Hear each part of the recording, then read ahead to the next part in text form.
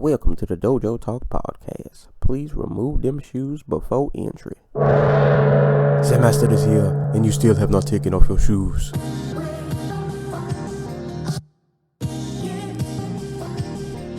Yeah.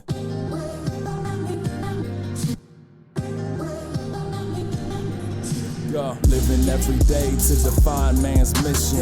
Looking to the sky for divine transmission. Deaf man's vision makes the blind man listen. Eyes on the prize, this is blind ambition. Thank you. Welcome to another edition of the Dojo Talk Podcast. I'm your host, Serial Sensei. We're on episode number 162. As always, you can give this podcast a listen on SoundCloud, iTunes, Apple Podcasts, Google Play, Spotify, YouTube, iHeartRadio, as well as various other streaming platforms. Send questions to Dojo Talk Podcast at yahoo.com. Hit us up on social media at the Dojo Talk Podcast Facebook page, as well as the Instagram page.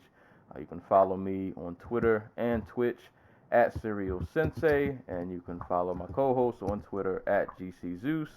And speaking of my co-host, I'm joined with the Theanticool and returning back to help us cover the obscurest of obscure cards. We also have Joey of TheSportsSoundoff helping us out today. How's everybody doing? Cannot complain. We got some wacky stuff from yesterday. Yeah.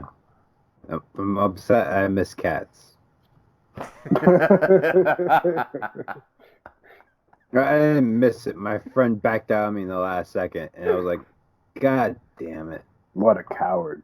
He is. That was literally the very first thing I sent him when he said he couldn't go. Wow. And it's not that he couldn't go because he was busy. He couldn't go because he listened to some podcast review of it, and he was like, I don't think I can sit through this for 2 hours. So I called him a coward. Yeah, he's got to man up. He's got to man up. Dude, He's he's like, unfortunate. He's like, I'll go watch Rise of the Skywalker. Yeah, that's gonna be the topic today. Oh. But how you doing, Joe? You haven't been on here, and man, it's been July. I spent some time. What have you been up to?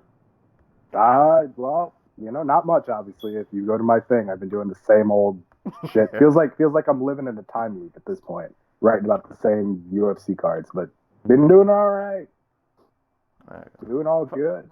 I feel like last time we were here, weren't we all sick?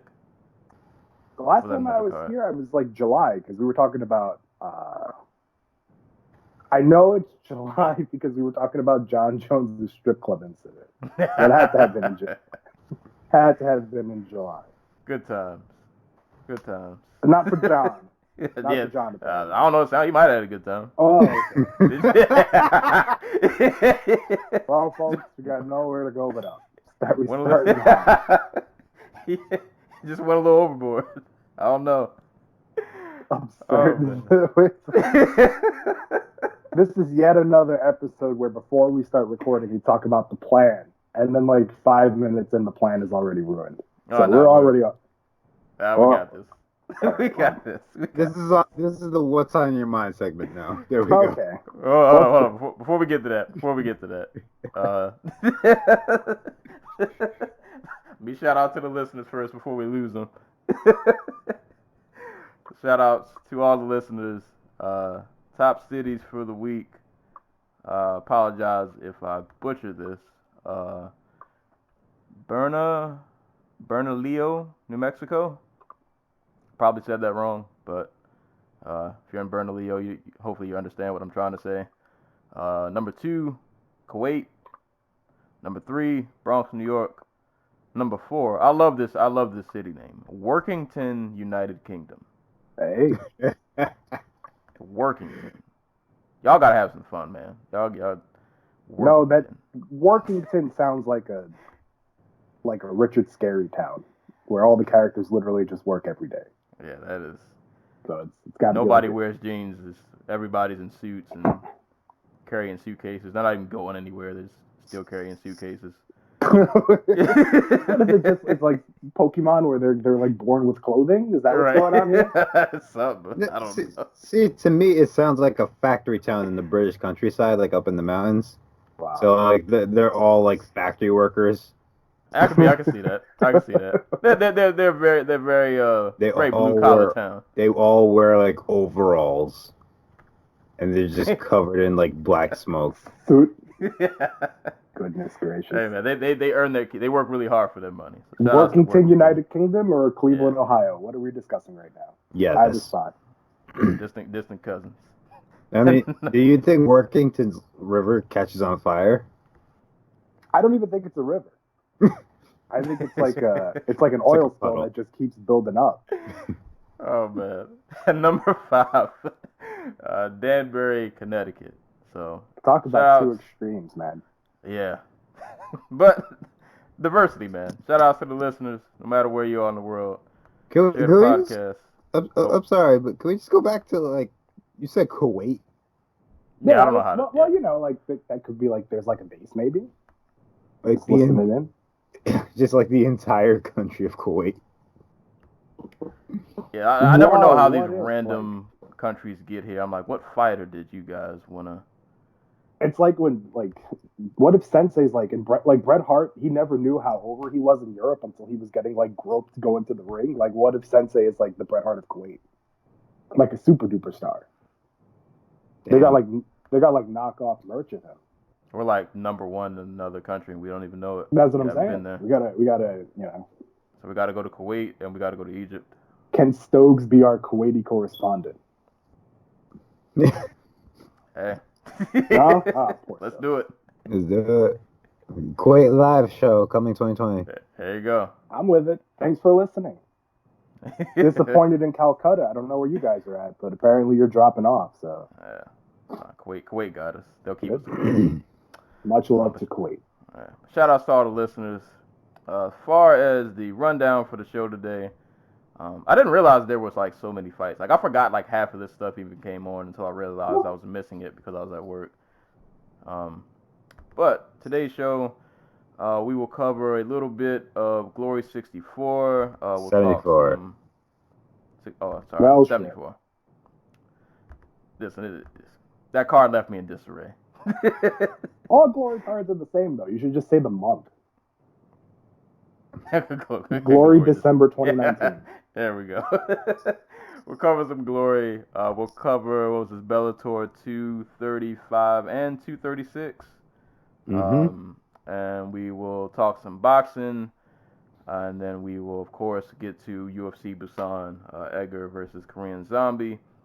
But before we get to all of that, we're kind of throwing Joey into the smoke because he has not been on the show since we've done this new format.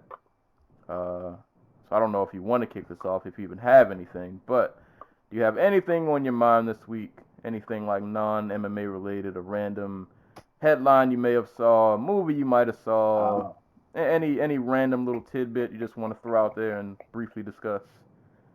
Yeah, I guess so. We can talk about some stuff. Holidays are coming up in the States. If you know somebody who maybe doesn't necessarily have the situation that you do in terms of the holidays, always kind of check up on them, make sure that they're okay. You know, holidays are not always easy for everybody. So always keep those people in your thoughts and be supportive of them. Because everybody knows somebody who probably doesn't have the same. You may be that somebody for someone. So just, you know, always keep an eye out on your fellow man. Other than that, man, I'm pretty excited. This is like the time of the sports year where things get a little bit more hectic. The NBA season's a little bit more established. So I'm looking forward to that. You know, we're getting into, well, Theanticool and our seasons are done. Yeah. Our season was done second week in November. NHL's going. So it's a good sports year. I did have a video game thought and I lost it like almost immediately. That's always great. Actually, to the group, or I know Sensei, you play a little bit. What's your game of the year?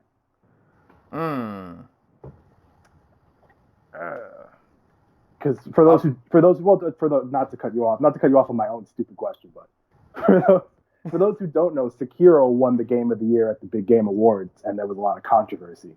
So I was curious what yours was. The best game you played this year? It probably honestly would have been that.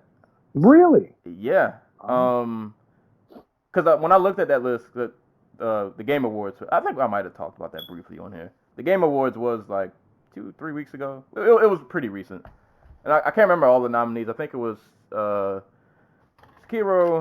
It was like Death Stranding, Control, Resident Evil 2. Yeah, Resident Evil 2. I played most of the games on that list minus Control. I do want to play Control, though. It looks pretty good.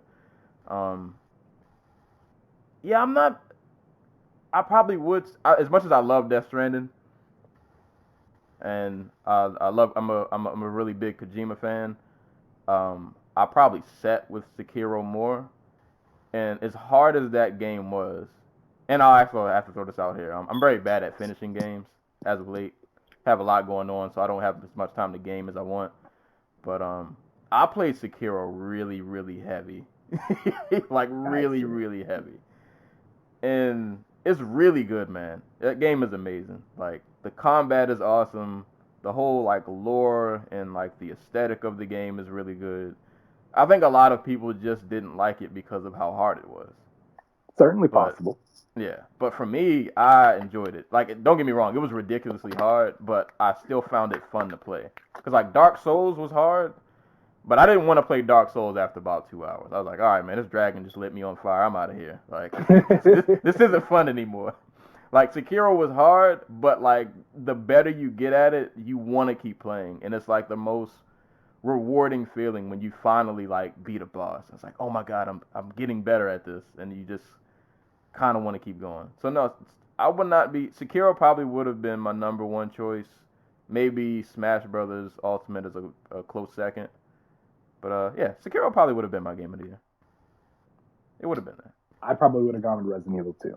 That's just the game that I enjoyed the most. I don't know if it's the best game though. I wouldn't argue that. My only thing, well, I have documented history with Resident Evil. Oh really? Yeah, I'm shook. I'm not gonna lie. I didn't beat it. Oh, my goodness gracious. I got to the part where you're in the sewer doing the chess puzzle. Oh, okay. And I got pissed off. I was like, I know what Mr. X is chasing me. The chess puzzle. I'm done. I'm out of here. You guys have fun. I watch other people play it. It's a really good game. It is really good, but the puzzle aspect who's making puzzles in the zombie apocalypse? I mean, believe me, like I'm just, that's just like, let me be scared and shoot. I don't disagree. But that's part of the game. That's part of like the lore of the game. Yeah. So now I got to think of something for Anna. Anna, what do you want for Christmas? What would be your ideal gift? Your ideal present? If anybody out there wants to pay off my student loans, that'd be really nice of them. Other than that defeats the purpose of the game. Other than that. Well, hold on. So, Anna, is this going to be your what's on your mind? Or you want to... Yeah, no, I mean, I could talk about a bunch of shit, but all of it's only entertaining to me, so. Right. Cats, tell us about your love of cats. It looks amazing, and if I could have one Christmas gift, it would be to make everybody in this country watch Cats. At the exact same time. At the exact same time, wow. That's my Christmas gift. You'd have to pay me. I think you'd have to pay me to get me to watch that. Joey, why do you hate fun so much? My sister's my favorite person in the world, and she wanted to go see it, and like I was like, absolutely not. Under no circumstances. You either have to pay me or like I don't really like eating movie theater food, but it needs to be free. Oh, because if I'm gonna sit through that, I'm gonna need some help. Give me all the chicken tenders and all the pretzels. I need something. I think if you're gonna make people see that, like you should include therapy. No, because I imagine some folks are gonna need it. From what I've heard, it's a harrowing experience. From what I heard, some of the digitals that got sent out were unfinished. So you can see, so you can see like in certain scenes, like it's just a human hand on a cat. Yeah. This sounds like one of those old-timey cartoons that were eventually like banished from society because they were too weird. I'm horrified already. So that movie's gonna be like a classic for all the wrong reasons. It's gonna go down in history, but it's gonna be right up there with Tommy Wiseau. It's probably gonna ruin Idris Elba's career, from what I've heard. I think he'll bounce back. He'll be all right. Everybody else in that movie, I don't know about y'all. But it's got like a pretty talented cast, does it not? Like, Yeah, I mean, it has Judi Dench, James Corden, Jennifer Hudson, Ian McKellen. Ian McKellen shouldn't be in any movie that's a musical because he can't sing. So I don't know why he's in this one singing. range. Francesca Hayward, who is a very accomplished ballerina, Rebel Wilson, Taylor Swift, and Jason Derulo.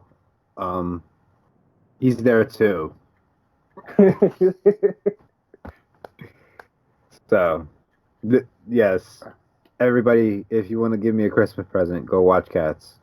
And then send him a review Yeah, so that he knows you saw it. Yeah, I want receipts. We'll invite y'all on the show. Y'all can just have the whole "What's on Your Mind" segment. I won't even say anything. I'll just let y'all do a mini review. It goes from what's on your mind to apologies. Right.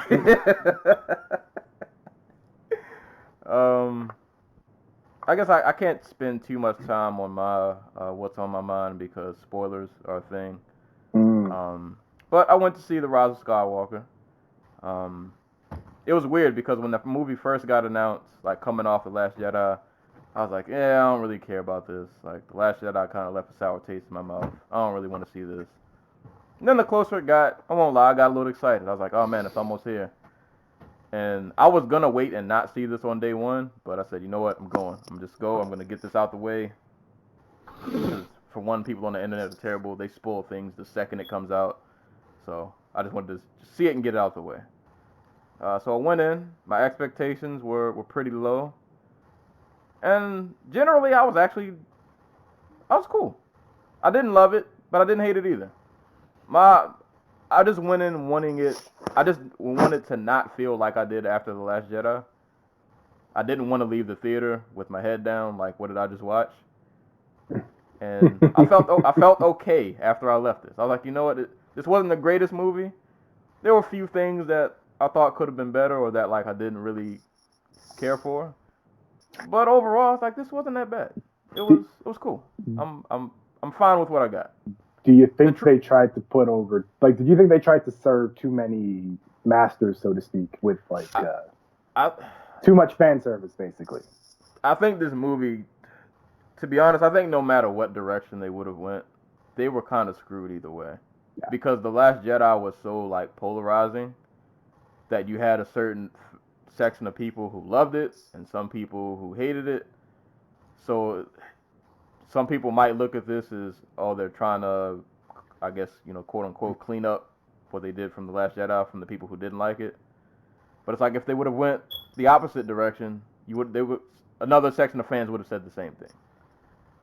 So it's like, I feel like no matter what they would have done, it still would have been like a 50-50 split down the middle. I don't think they could win. As someone who believes there are only two actually good Star Wars movies, and one of them is The Last Jedi, everything I've heard from Rise of Skywalker makes me not want to see it. Wait a minute. How many Star Wars movies have you seen? I've seen all of them except The Rise of Skywalker. Can I ask a question? Hold on, what are your two that are good? Because if there's one you're admitting, I'm going to be really disappointed in you. I guess it'd be Episode 4 and then The Last Jedi. Oh, no, you're crazy. No. I mean, Rogue One is one of the best Star Wars movies if we're in doing a long time. If we're doing confessionals, I saw Rogue One and fell asleep halfway through. So oh my God. You know what? This podcast is over. I apologize. This podcast is over. I apologize. And I'm one of the guys who thinks oh God. Episode 6 was really good, so I'm not of much help to anybody. You know what's on my mind? You guys are out of here. I see. Where's the red button? So wait a minute, but I gotta ask Anarchy something. What was good? You've watched all the Star Wars movies. I shouldn't say all of them. I have not seen Solo, but apparently no one has seen Solo. Yes. So yeah, I don't think that counts. Here's my question to you then. Now, the Star Wars was like an 80s phenomenon. Mm-hmm. But so were the Rocky movies, and you've never seen a Rocky movie. Right. Why have you never seen a Rocky movie? I have never seen a Rocky movie because, well, for starters, I didn't see the Star Wars movies as a kid. Oh. I saw So I saw them for the first time when the Force Awakens was coming out. Because like at that point, like it's like why would I even bother? I've seen this movie parodied time and time and time and time and time. I know every story beat and I've never seen it. Gotcha. So I was like, I'm gonna just watch them. I'm gonna watch all of them. Just to be like, okay, because my friend really wanted to see it, and he had never seen the Star Wars movies, or not all of them anyway. And yeah, she said he only saw the prequels. So you're like, yeah, let's just watch all of them. So we did. Watching the prequels is the most painful thing I've ever done. Like, I still like the last one. they were so boring, and the parts that weren't boring were like bad.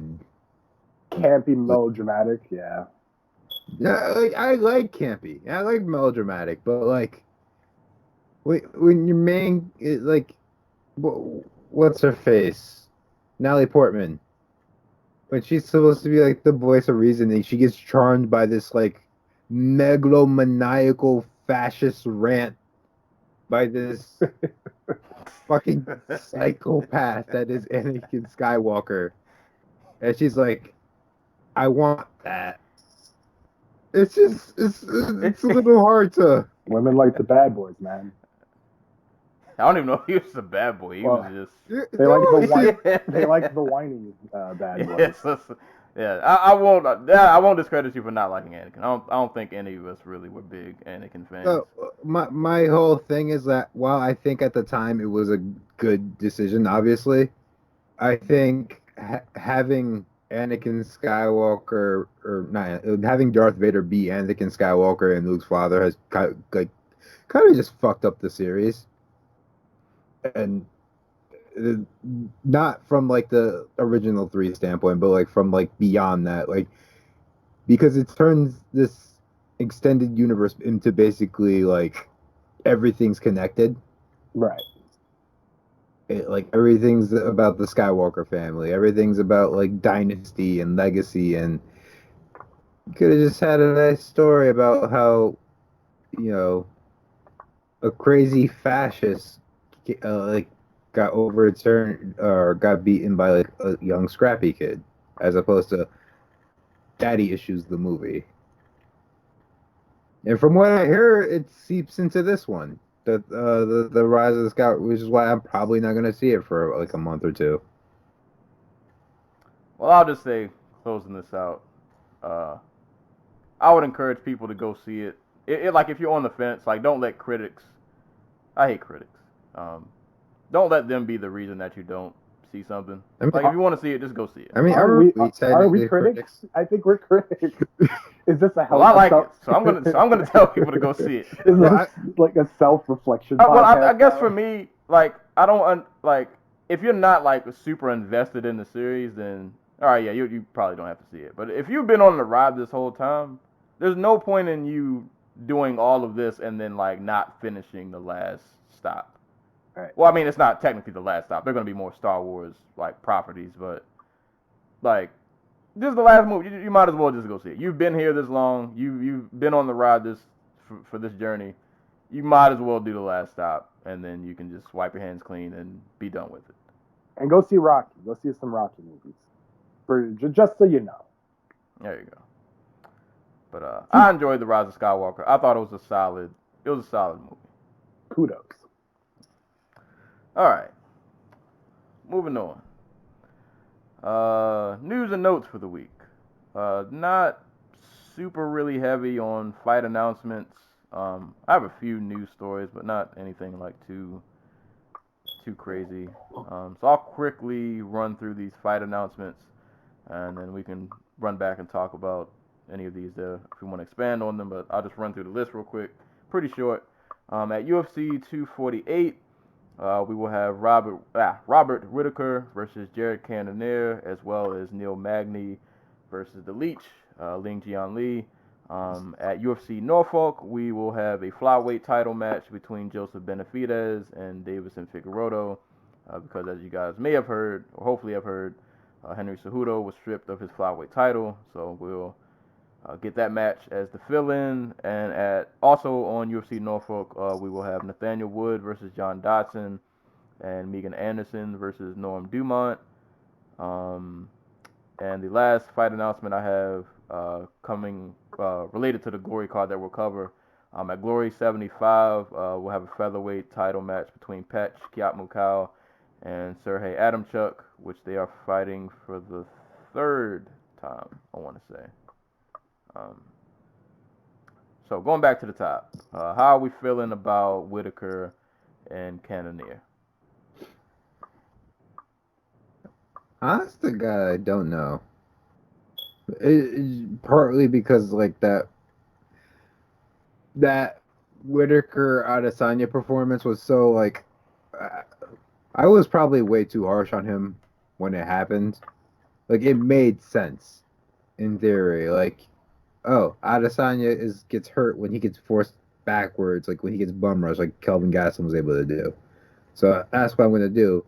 But it just turned into him throwing himself into Adesanya's range. Yeah. Yeah. Over and over and over again until Adesanya just finally knocked him the fuck out. So it's really hard for me to be like, well, he's cooked, you know? Like how much of that was just like he's being forced to do something, or he's choosing to do something he's not used to, as opposed to like, oh, like he's been hurt for these past 2 or 3 years, and how much training has he really gotten in? And Cannonier is dangerous.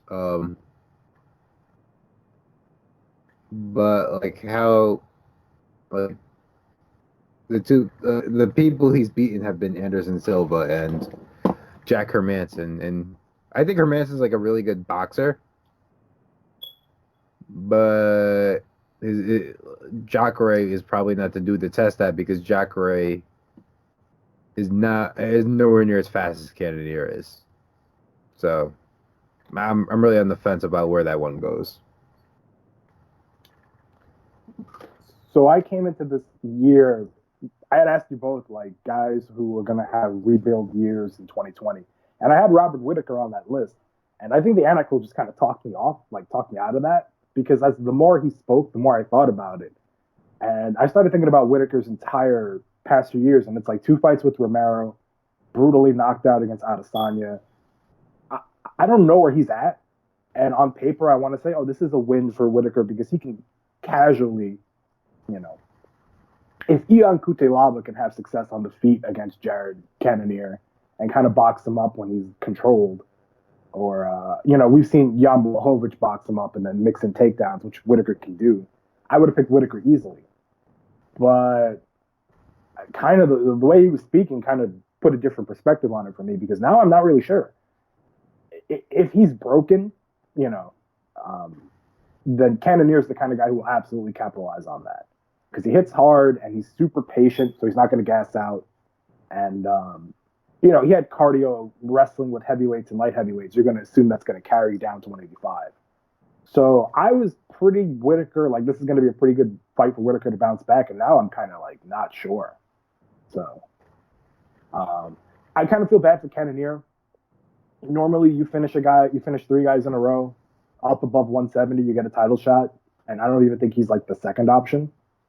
So, kind of sucks to be him. But hey, you beat Robert Whittaker, and then there's nobody can deny you, except Paulo Costa still in the division, so you will be denied again. So, good fight, though. I like it. I like it as kind of like a number 3, number 4 fight on the main card, on a pay-per-view main card. Yeah, I'm 50-50 on this, too. I think it's a winnable fight for Whittaker. I think it's good for both. Like, I don't know if this is the best bounce back fight for Whittaker, but when you're coming off being the champ, it's not like you're not going to come back and fight like the bottom of the barrel. Right.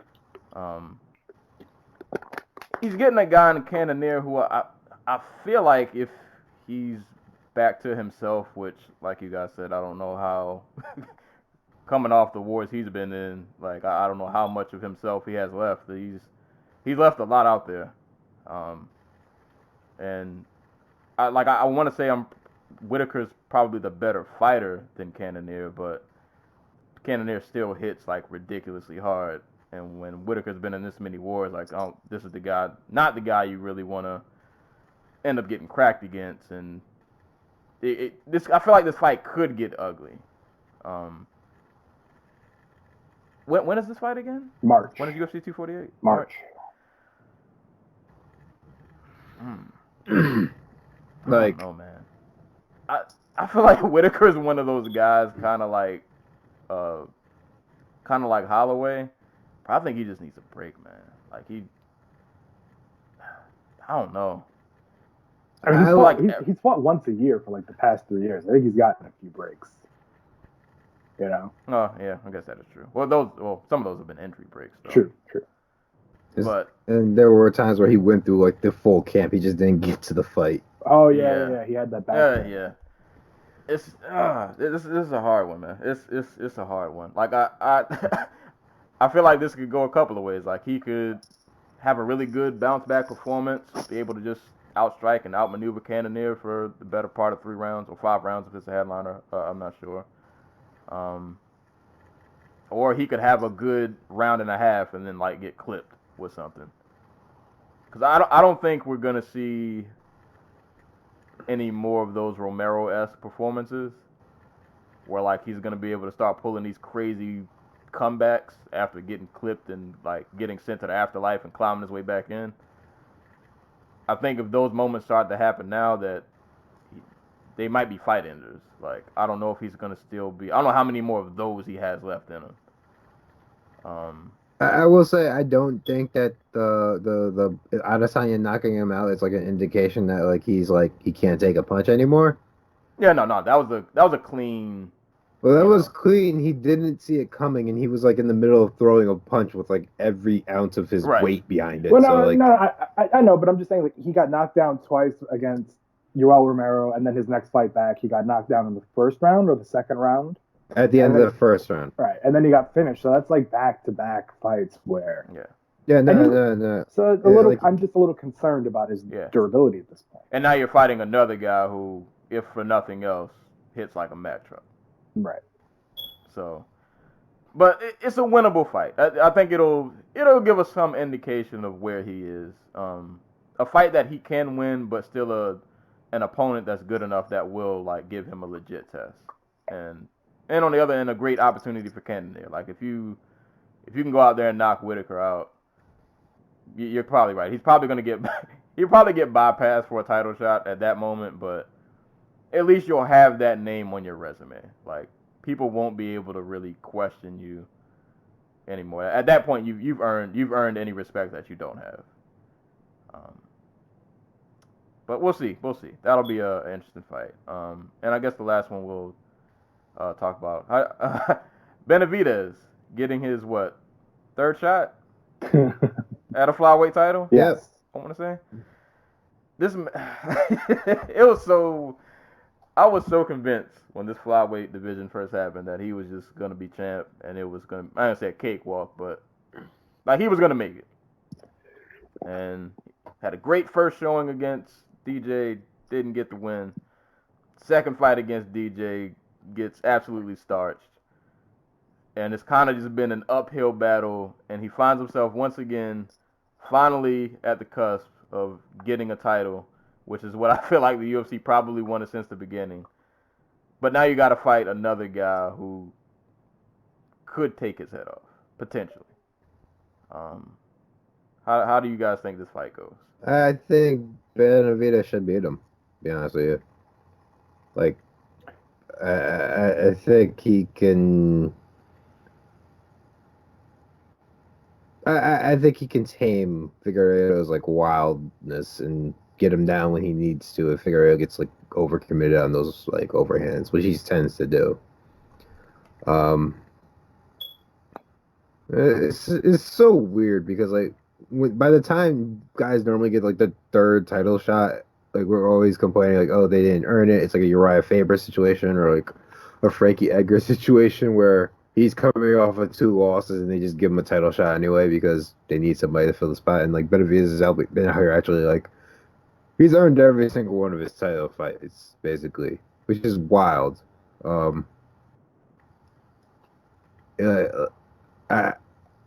not too worried about his chin. I know he got knocked down by, like, Sergio Pettis, but that was like on a straight shot as he was stepping in, I think.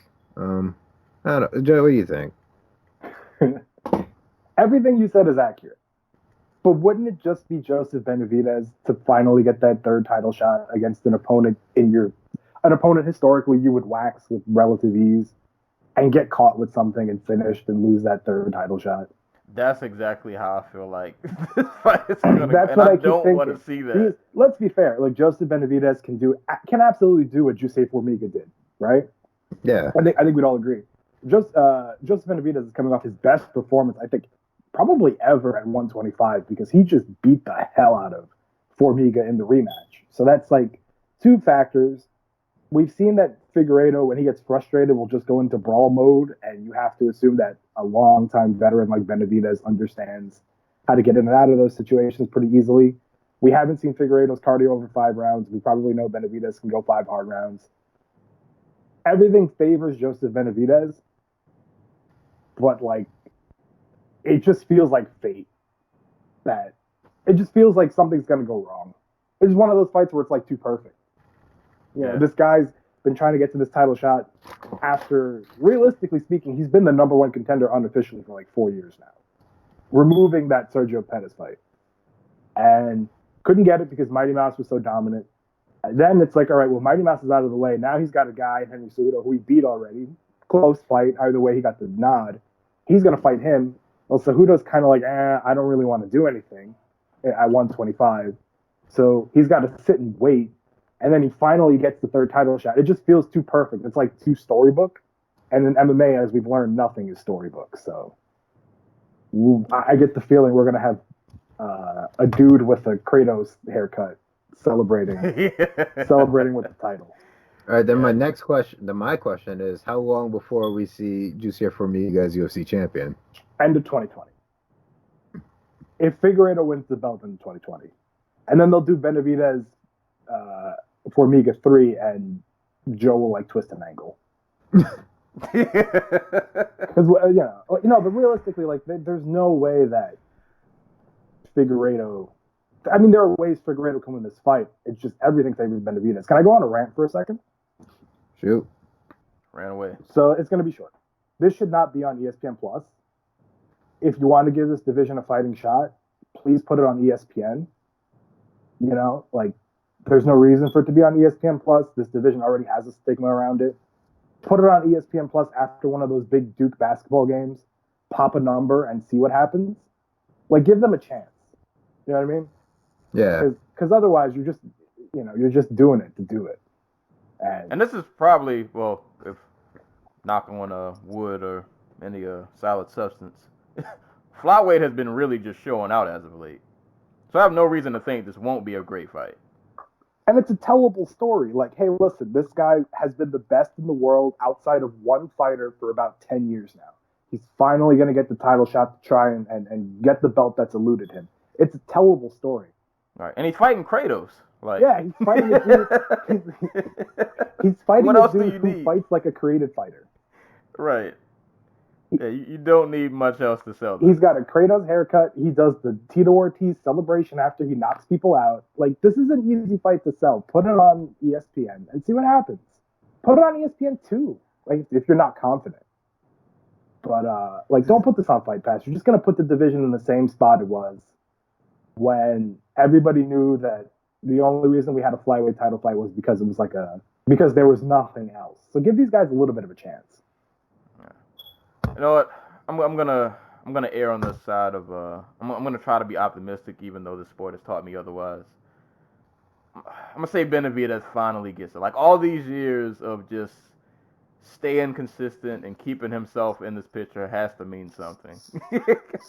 I want to think that the universe is gonna reward him for his hard work.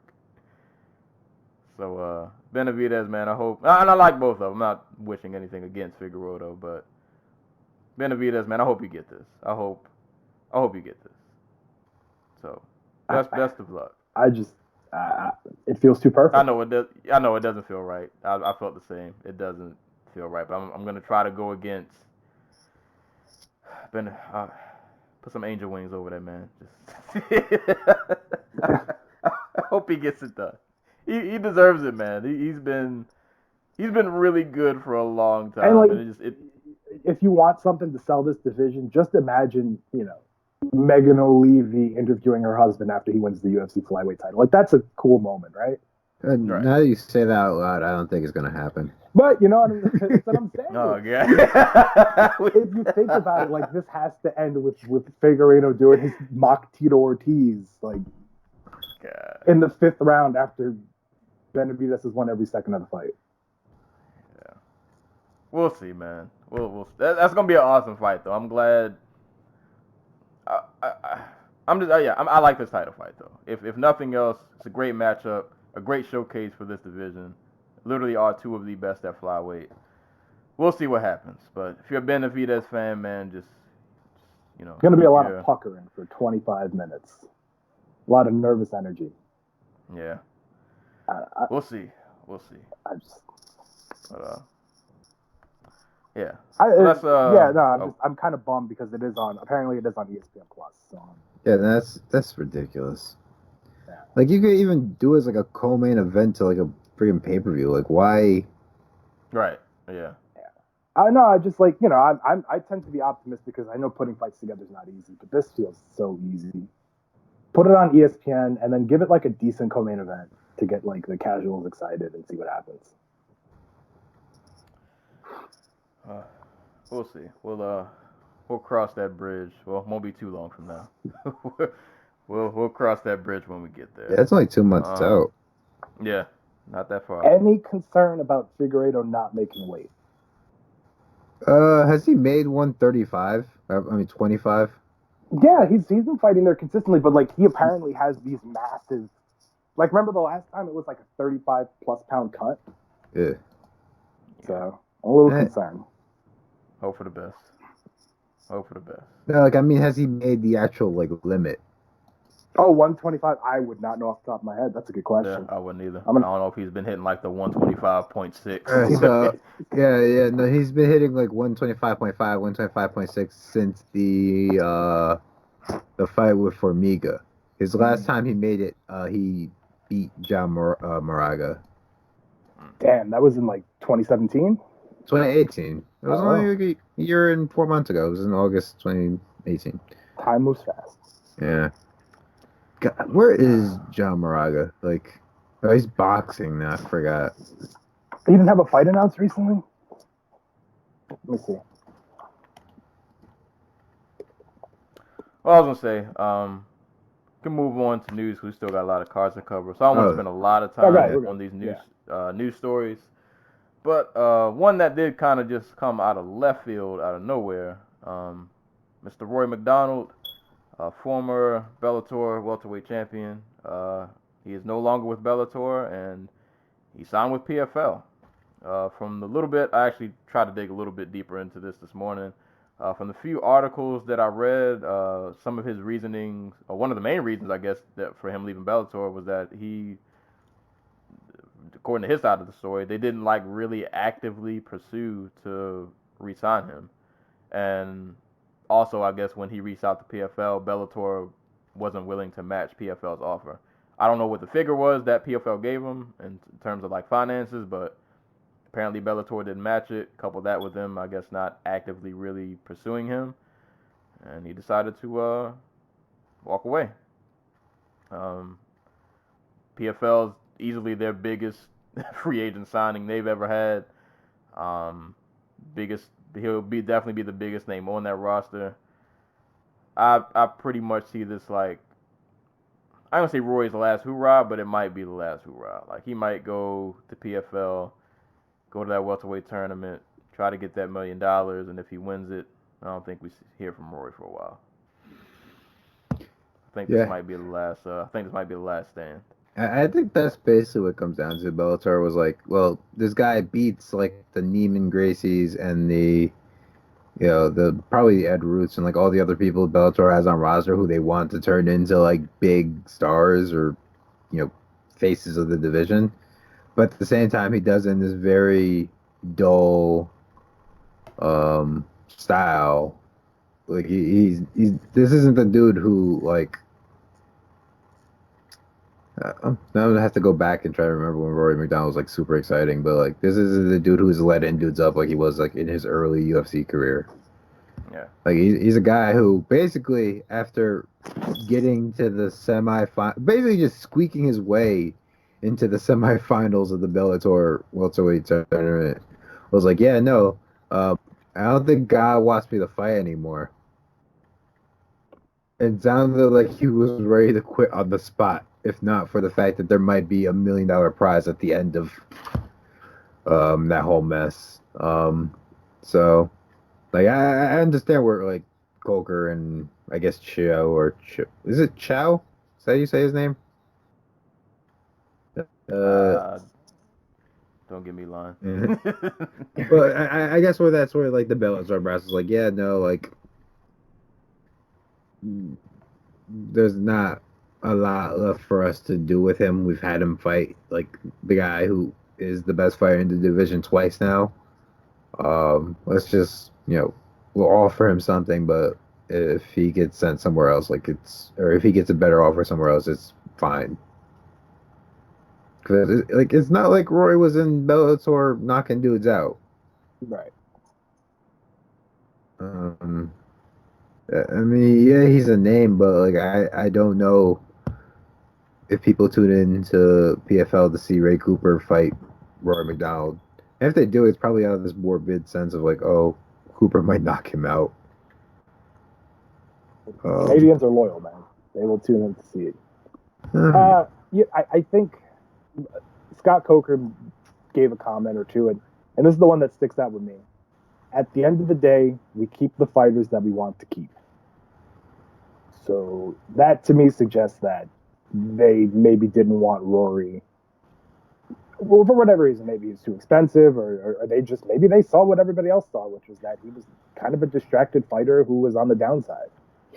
And you could sign one Rory Macdonald, or you can sign 6 or 7 interesting UFC guys who just got cut, or some prospects in California because Coker's got a good eye out there, or you could have put those funds to better use. And if you're Rory, man, take your PFL payout and just Yeah, I think it worked best for both parties. Like, yeah. Rory gets the chance to go win a mill, go coast off in the sunset, and I feel like for Bellator, I always err on the side of I think it's better to let a guy go, quote unquote, too early rather than too late. I think it works out best for both. I think everybody wins here. I guess the only thing that sucks is, you always want a rubber match when it's 1-1, so we'll probably never get a Lima Rory 3. I mean, but it is what it is. I think people know who. Yeah, like I like I like Roy, but like he was not winning in that third fight. Yeah, Lima got takedown defense now. It's over for you guys. Well, he had it in that fight at least. Lima with takedown defense. Good luck. And maybe the awkwardness did kind of play into it. Like, it's hard to promote a guy who seems so disinterested in fighting for your organization. You know what I mean? So Coker could have just been like, hey, look, we like him, but let him be somebody else's problem for a little bit. Because you can always resign a guy. If he finds it in the PFL, they can always bring him back. Yeah. We'll see. The only other story that I had, quick blurb, that I thought was interesting, and I can't even really expand on this because I don't really know much about it. But the Global Association of Mixed Martial Arts, aka GAMMA, has taken the first major step towards international recognition by submitting its application to the Global Association of International Sports Federations. It's a lot of labels and words and acronyms. I only wrote this down because I guess somehow it is connected to the Olympics. So apparently, I guess if this application process goes well, and I'm not gonna lie, I don't really know a whole lot about this. I literally just saw this morning and jotted it down. But I guess if this application process goes well, it's a step forward in having like MMA be potentially being recognized as like an Olympic sport. like I said, I don't really know a ton about it, but I just jotted it down because in case MMA becomes an Olympic sport, this will have been a step along in the process. So maybe just something to keep an eye on. But I don't know who's in this Gamma organization, but I know they've done work with one championship from what I read. That they held some kind of event together. And did something with like a lot of amateur athletes where they were helping them pay for training. Something they did with them, but just something to keep an eye on. So maybe MMA will be in the Olympics at some point. But that's all I got for news. Unless you guys have anything that I might have missed.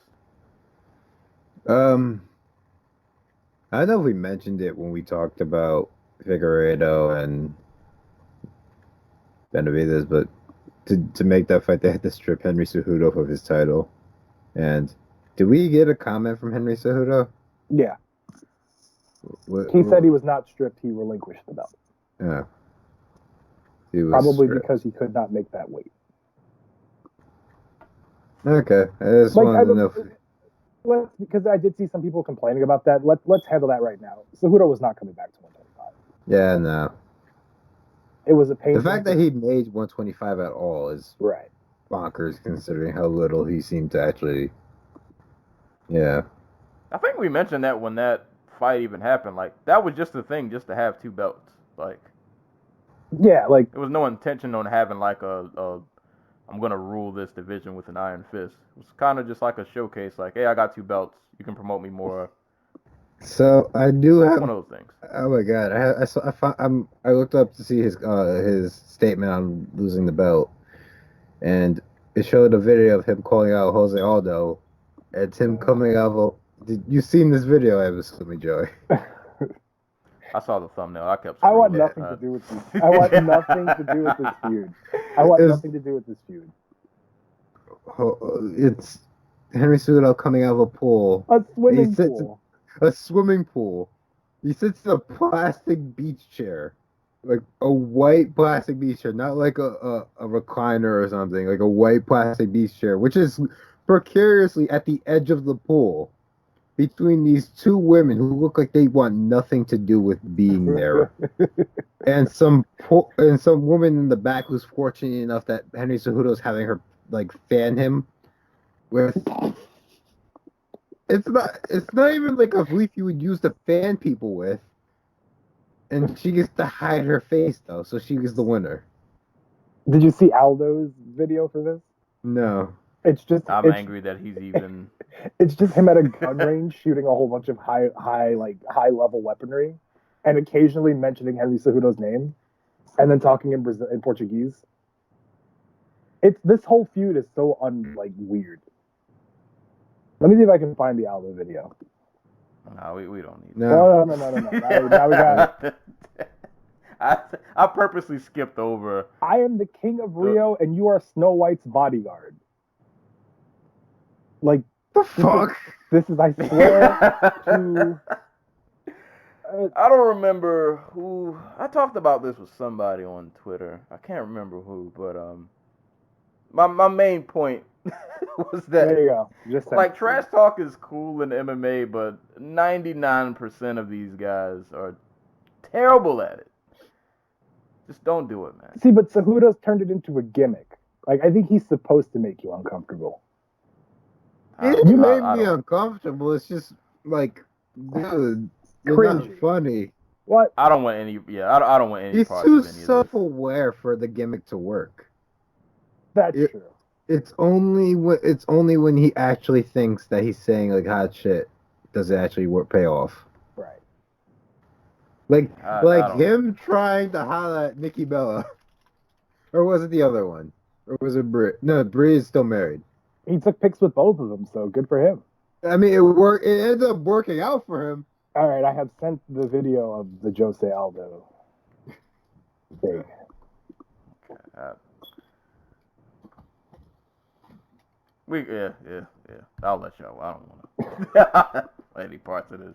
It's just a dumb feud. It's not even a feud. Like, I don't think anybody thinks they have any issues.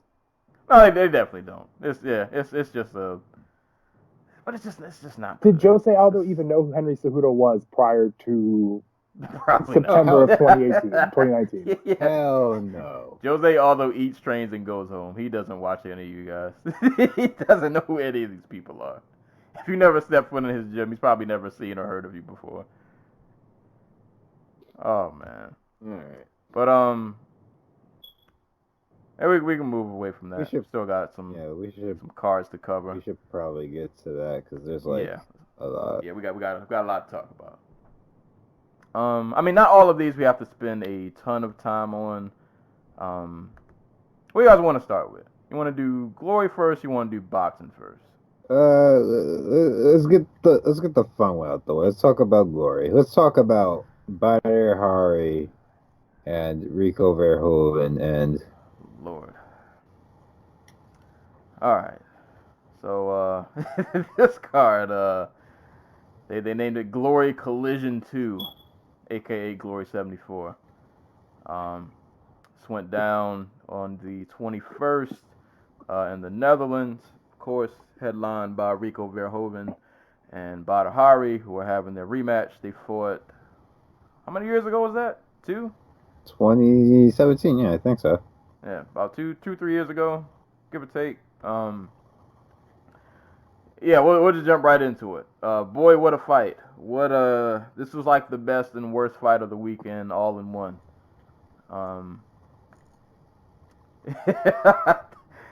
Man, Badr Hari came out, and there were just so many things in this fight that I haven't seen before.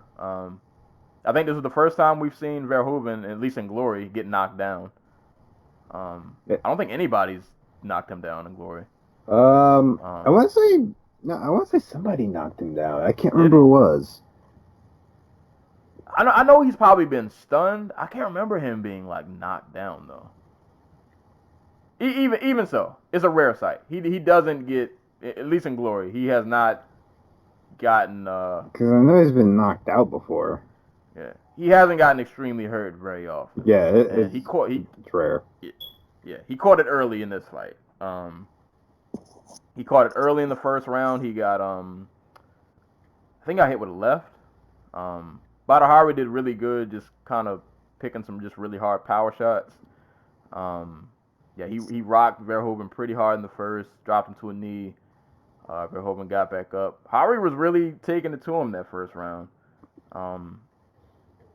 Second round, and when I rewatched the fight, I feel like the second round is kind of what led to what happened in the third. I could be wrong, but that second round, probably the most aggressive I've ever seen Verhoeven. Like, he came out the gate with like a three-piece. Like, I think he realized how bad that first round went, and he was ready to give one back. And he was lighting Hari up in the beginning of that second round. And Verhoeven landed a lot of leg kicks in that second round. And I'm wondering if that contributed to how this fight ended. He battered Hari with a lot of low kicks. A really just aggressive Verhoeven in the second round, just really going at it, pumping his jab out a lot. So he was just landing some three pieces. He was really trying to feel like get one back. But props to Hari for surviving. And then I think the second round anyway, at the end, was that when he dropped him with the head kick? Yeah. I can't remember. Yeah. I believe so, yeah. Yeah, he like feinted and then like threw a right to the body and then threw a left high head kick. Really, it was a really nice sequence. Drop Verhoeven again. I don't think we've ever seen Verhoeven get dropped twice in a fight. So like, it was looking bad for Verhoeven out there, man. Like, he was staying in the fight, but 2 knockdowns, Hari gaining some steam, not looking too good. And then in round 3, the combat gods had to step in, and they were like, nah. We're shutting this event down. Everybody's got to go home. Badr Hari tries this spinning... The spinning wheel kick, yeah.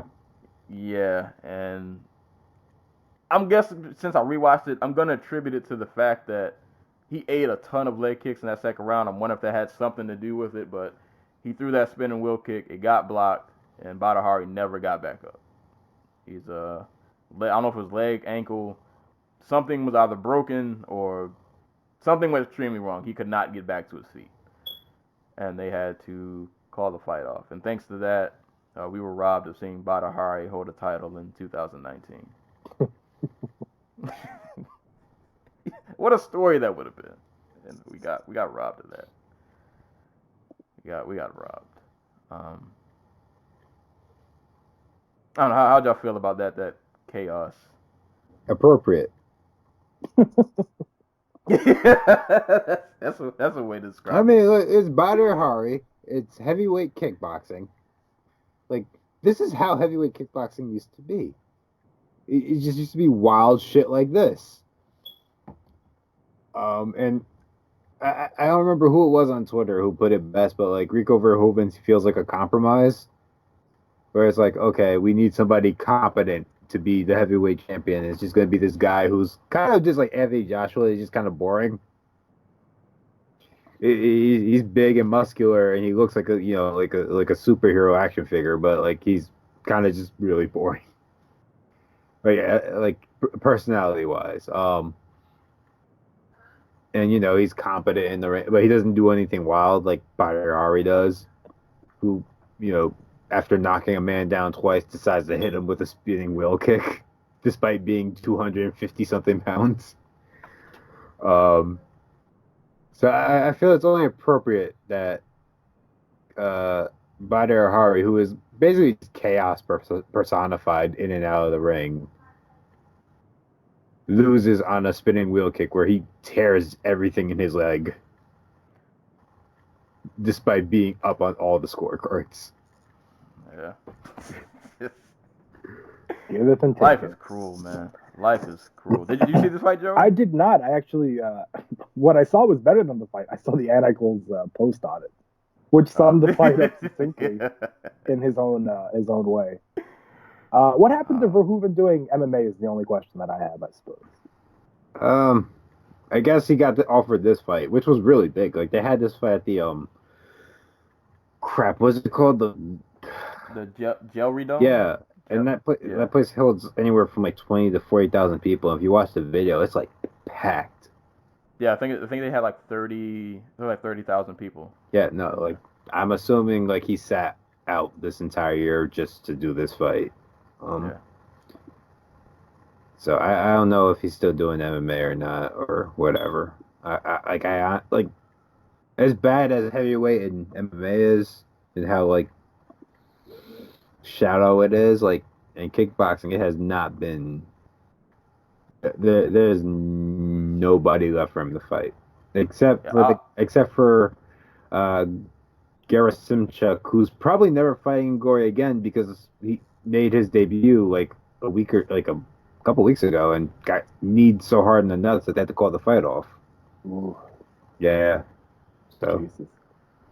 Real quick before we run through the rest of this card, I have an interesting tweet I want to read to you about the Verhoeven thing. You'll know. Come from No Jill, No Life. She put up a tweet an hour ago that I thought was really interesting. She said, "It's not Verhoeven's fault that his competition doesn't stack up to that of K1's glory years, but it's telling that the current version of Hari was ahead in the rematch." Yeah. How you feel about that? I mean, not wrong. Like, this is not the era of, Ernesto Hoost and Andy Hug and Schilt and LeBanner and Mark Hunt and Krokop and, like, all those, like, legendary kickboxers. This is, like I said, it feels... It was the same in MMA for a while, where, like, everybody was, like, 40 years old. I mean, still, a lot of them still are, but, like,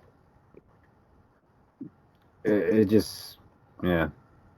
You can only fight who's in front of you. You can only fight who's in front of you, exactly. Did we get Glory Collision 3, the rematch? Oh, hell yeah. You see how many people were in that stadium? I think the better question is, how many times does Rico Verhoeven fight before they do that fight again? Because he didn't fight once this year before this fight. And Badr Hari has been on the shelf for like 2 years because he somehow him and who was the dude he fought? They both failed the drug test and were suspended, which I didn't know Glory did. I don't want my heavyweights being drug tested. It's kickboxing, damn it. It was him and Hetty Georges. Like, I didn't know, like, it was impossible. Well, it did happen. We probably, unfortunately, won't see him again for another 2 years. Yeah. 3 years. Yeah. But Rico Verhoeven retains his title in a fight that I ain't gonna say he would have lost, but He would have lost. He wasn't looking too good. Wasn't looking too good. For the sake of time, I can't run through the entire card. I'm just gonna go down to the middleweight title fight with Alex Pereira and I'm gonna butcher this name. Ertugrul Bayrak. Alex Pereira killed him. Literally, as the bell was ringing, he hit Bayrak with a left hook, and his face was flying through the rope. Alex Pereira's a killer, man. I feel like people don't talk about him enough. Dude's an animal out there. He's just been knocking people out and just sending people to the afterlife. Absolutely fucking phenomenal. Yeah, his fights have not been competitive for like the last 3 years. He's been just slaughtering dudes. And for those who don't know, he's the last person to knock out UFC champion Israel Adesanya. Which begs the question: how long before he's on the Contender Series? Probably not, because he's like 35 years old. It doesn't matter. They've got a fight to build up now. I think he hinted at MMA. I think he's done MMA before, actually. He needs to. That man is. Oh, he's 32. My bad. But he did MMA way back in like 2000. Oh, it was 2015, 2016, and he went 2-1. Well, just because I've seen they'll put kickboxers who are making that transition onto the Contender Series, like Giga. What's his name? Giga Chikadze. Yeah. Chikadze, who made his debut this year, he was on the Contender Series first, and there was another guy this year who was kickboxing first and foremost, and then they put him on the Contender Series. So I wonder if that's if they'll have a conversation with him and hey, if you want to try it, we'll give you a shot, and then you could always, because if he wins a few fights, they're gonna rush him to Adesanya. Just because it's a fight you can sell. So interesting. And they have the footage probably. I think you always get it. If it's in Glory, then yeah, because they had Chikadze's footage on. I don't know. Right, we'll see. But if Alex Pereira is not on your radar, do your Googles, man. It's been do your Googles. Been taking some souls for quite some time now. But that was Glory 74. Can't go through the whole card. We still got a lot to get to. I want to quickly just run through these Bellator cards real quick.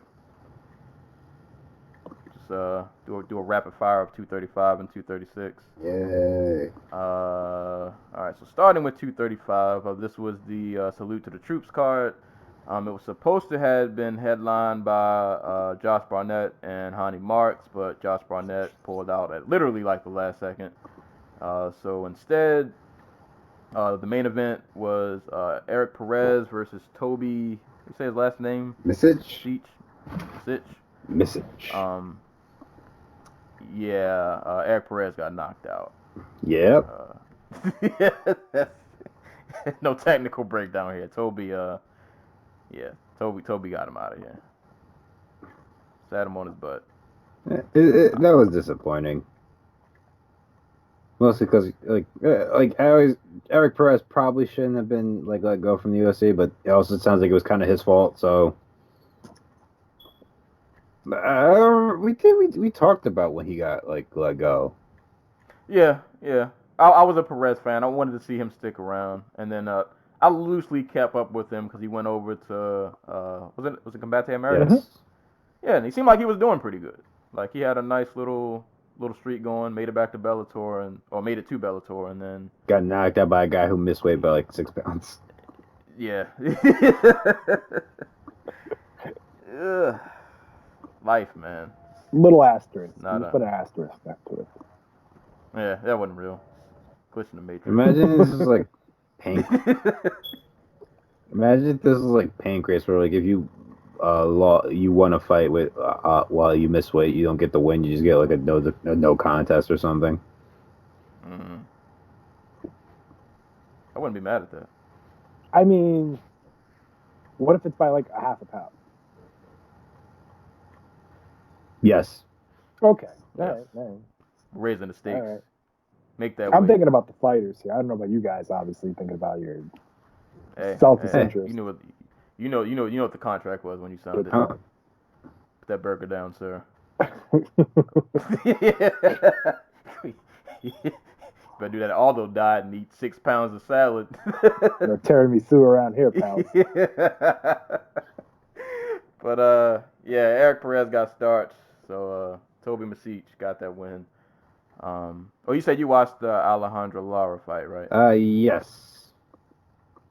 It was a very mostly one-sided fight in which Lara beat the crap out of that Arteaga. I don't even know how to pronounce her name. I thought it was Ortega, but like there's an E in there and it makes it weird. But beat the crap out of her mostly in the clinch. Really nice elbows from the clinch, just like really laid it into her, bloodied it up her face, cut her open, knocked her down once or twice. I don't remember on what. But it was a one-sided showing for Lara, who is looking more and more like an MMA fighter, as opposed to just like a really good athlete. Like her athleticism starting to show in how she throws her techniques and stuff. So that's been interesting. So yeah, no. There's only scores. 30-26 across the board. Yeah, Worth. yeah. No, she was lighting up that Veta. It is worth noting she also missed weight. Yeah. So there was a. No contest. There you go. There's a no contest. Oh boy, no. No, contest. but like Theanticool and I, and whenever I'm on here, we normally discuss it. Like most women's MMA fights wind up in the clinch, so you better be real good in the clinch. And I thought she was fantastic there. Like you're gonna wind up in that spot at some point. So.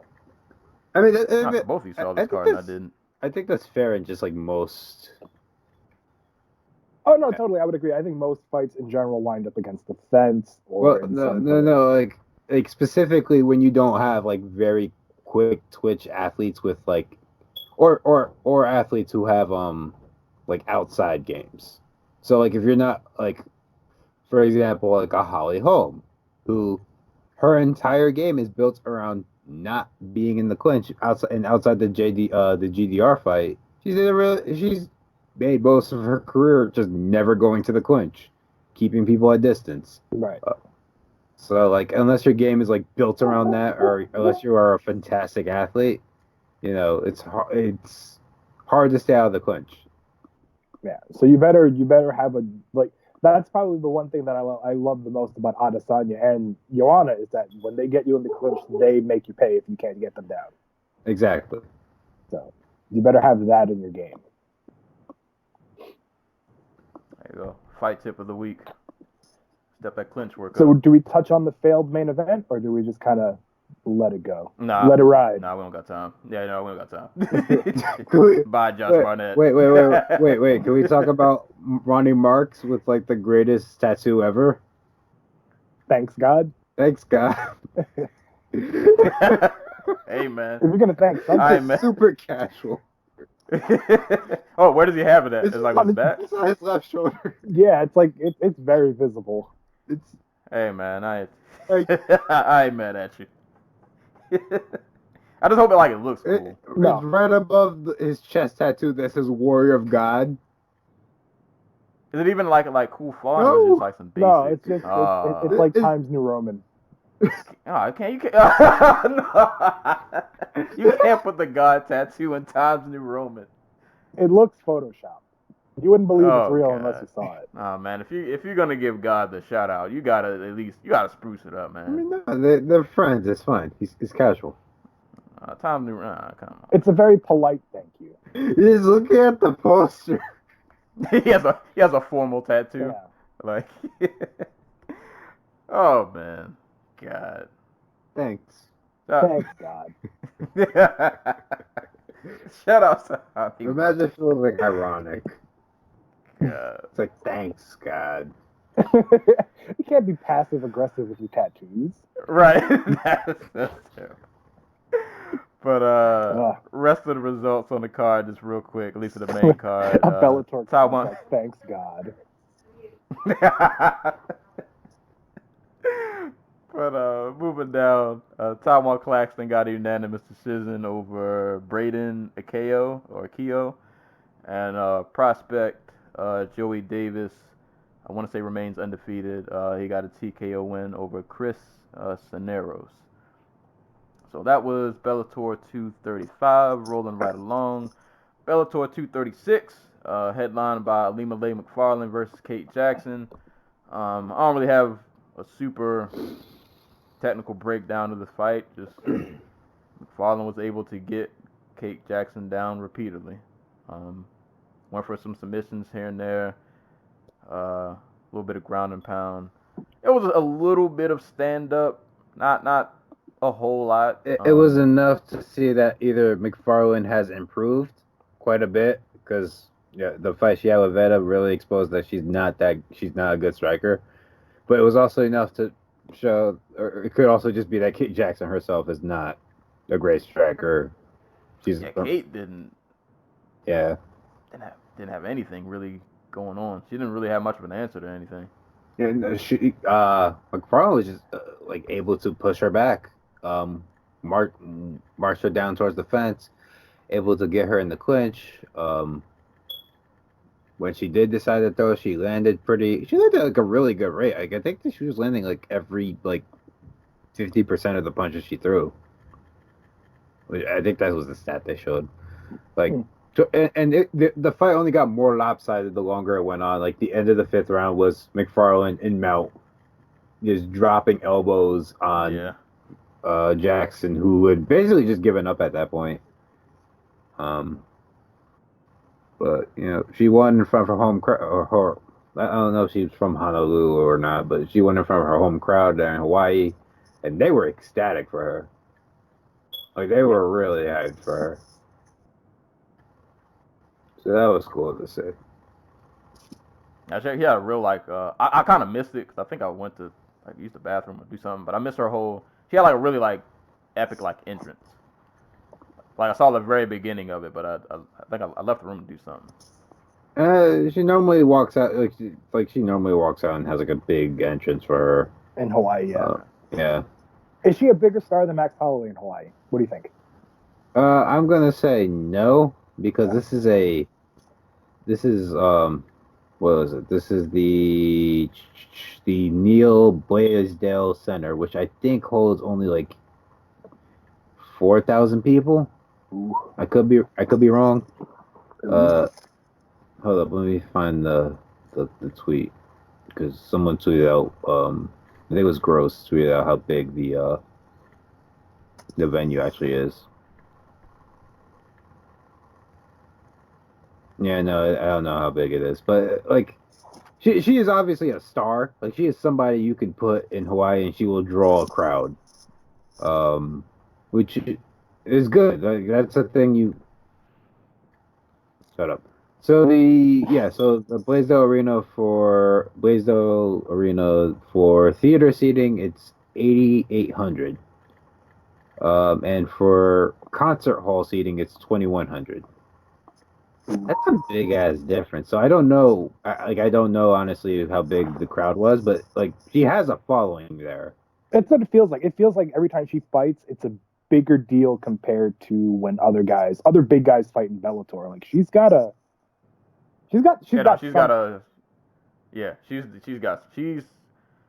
feel like she's becoming one of the faces, pretty much.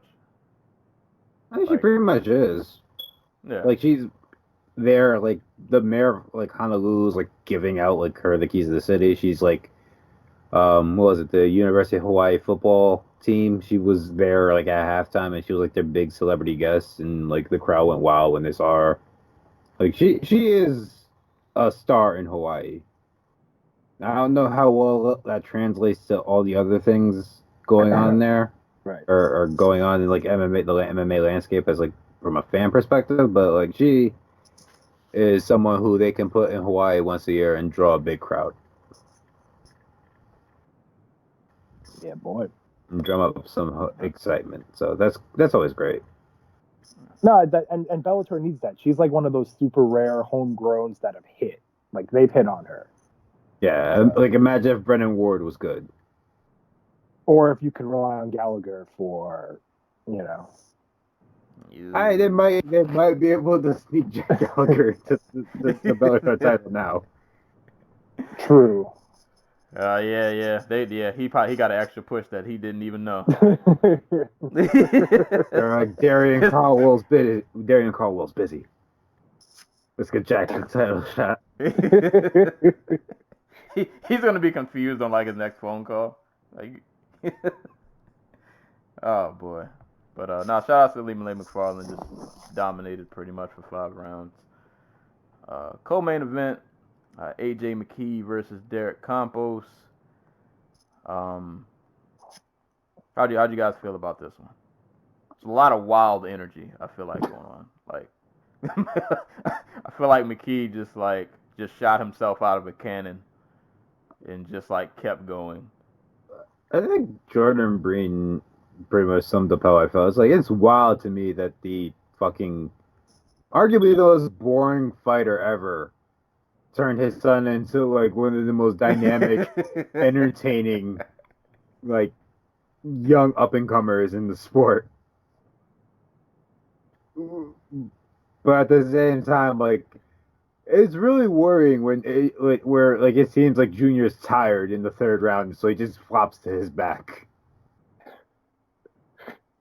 That's I mean, there are some technical things I could critique because I think I don't know what it was about Campos that made him just go buck wild and just start throwing like these huge lunging overhands from like 6 feet away. But yeah, no, the great finish, and he was hella quick to snap that triangle armbar. Yeah. That was a slick. Yeah, because I thought that was a slick escape by Campos, where he's like, "Oh, I'm gonna get out the back door," and he's like, "Nope, fuck you." I think that he, in a weird way, he shows a ton of promise, but he also shows that he's still really young. Yeah. He's only been fighting for about 4 years, professionally anyway. Yeah. And do we know if there's some sort of like incentive if you finish your fight quickly? Because I think this is a part of their tournament, right? I don't believe so. Like unless they're giving out bonuses. Yeah, that's just something we don't know about because it's not like a PFL. All right, no, that's what I was asking. Because I wasn't entirely sure. No. Yeah. Maybe he's just bored. Like he's been kind of just coasting through everybody. Like maybe he just got bored. Because he definitely came out really aggressive. Yeah, he just So, like when you like Donkey Kong when you jump in the barrel. not expecting like that. He just shot himself out. Yeah. And I think that's why he got tired. Like, dude I think he needed to settle himself down a little more. Like, I don't know what had him so excited or angry or whatever it was. But he's just like, I'm in Hawaii. I want to leave so I can just go fucking party. That's right. I was gonna say that's he's made evented events before, so it's not like he got spooked by the occasion. No, he was ready. Like he see like honest to God, like he's talked about how he's gotten blackout drunk the night before fights before. Well.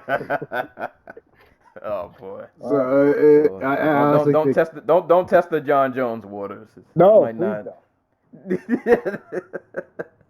It's not a good idea. It takes a special kind of crazy to walk those lines. Yeah. I will say Bellator, like I think they got something special on their hands with him. Like I'm pulling for that final between him and Patricio. See, but that's kind of why I hate tournaments, because you take the control is taken away from you and put into like the most random of random events.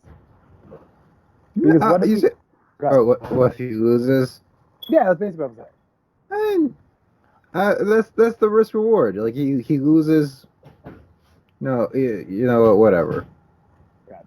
And But if they both make be it to honest- the finals, like they've gone through the entire division to do it. Understood. yeah. They, I think another thing, real quick, to contribute what might have had him tired, because I didn't realize it the first time I watched. I think he did actually get rocked with a left. It was a really quick thing that happened that I don't think a lot of us really caught. Because they had like a quick like scramble, and they got back up. And Campos just like fired a quick left, because that was when AJ McKee just dropped to his back. oh really? He got hit with he got hit with something like right before that happened. But like it wasn't like it didn't look major, so I don't think anybody really paid it any attention. But I think he did actually get hit with something. So that might have contributed to him looking kind of gassed out. Huh. I might have to go back and watch that. But I mean, other than that, he did he drop Campos twice? I think. Something like that. Yeah, he dropped him with the left in the second. He was on fire. And a lot of takedowns and transitions. He looked good. He looked good. Just a little bit reckless at times, but youthful energy, I guess. I envy that. 30 years old, I don't have that no more. Oh crap! I almost forgot. Sorry. Just go back to Ilima McFarlane real quick. She's now tied with Ben Askren for most title defenses in Bellator history, at 4. It's crazy. Yeah. Ben only had 4. It felt like he had 4,000. No, he had 4, and then they fired him.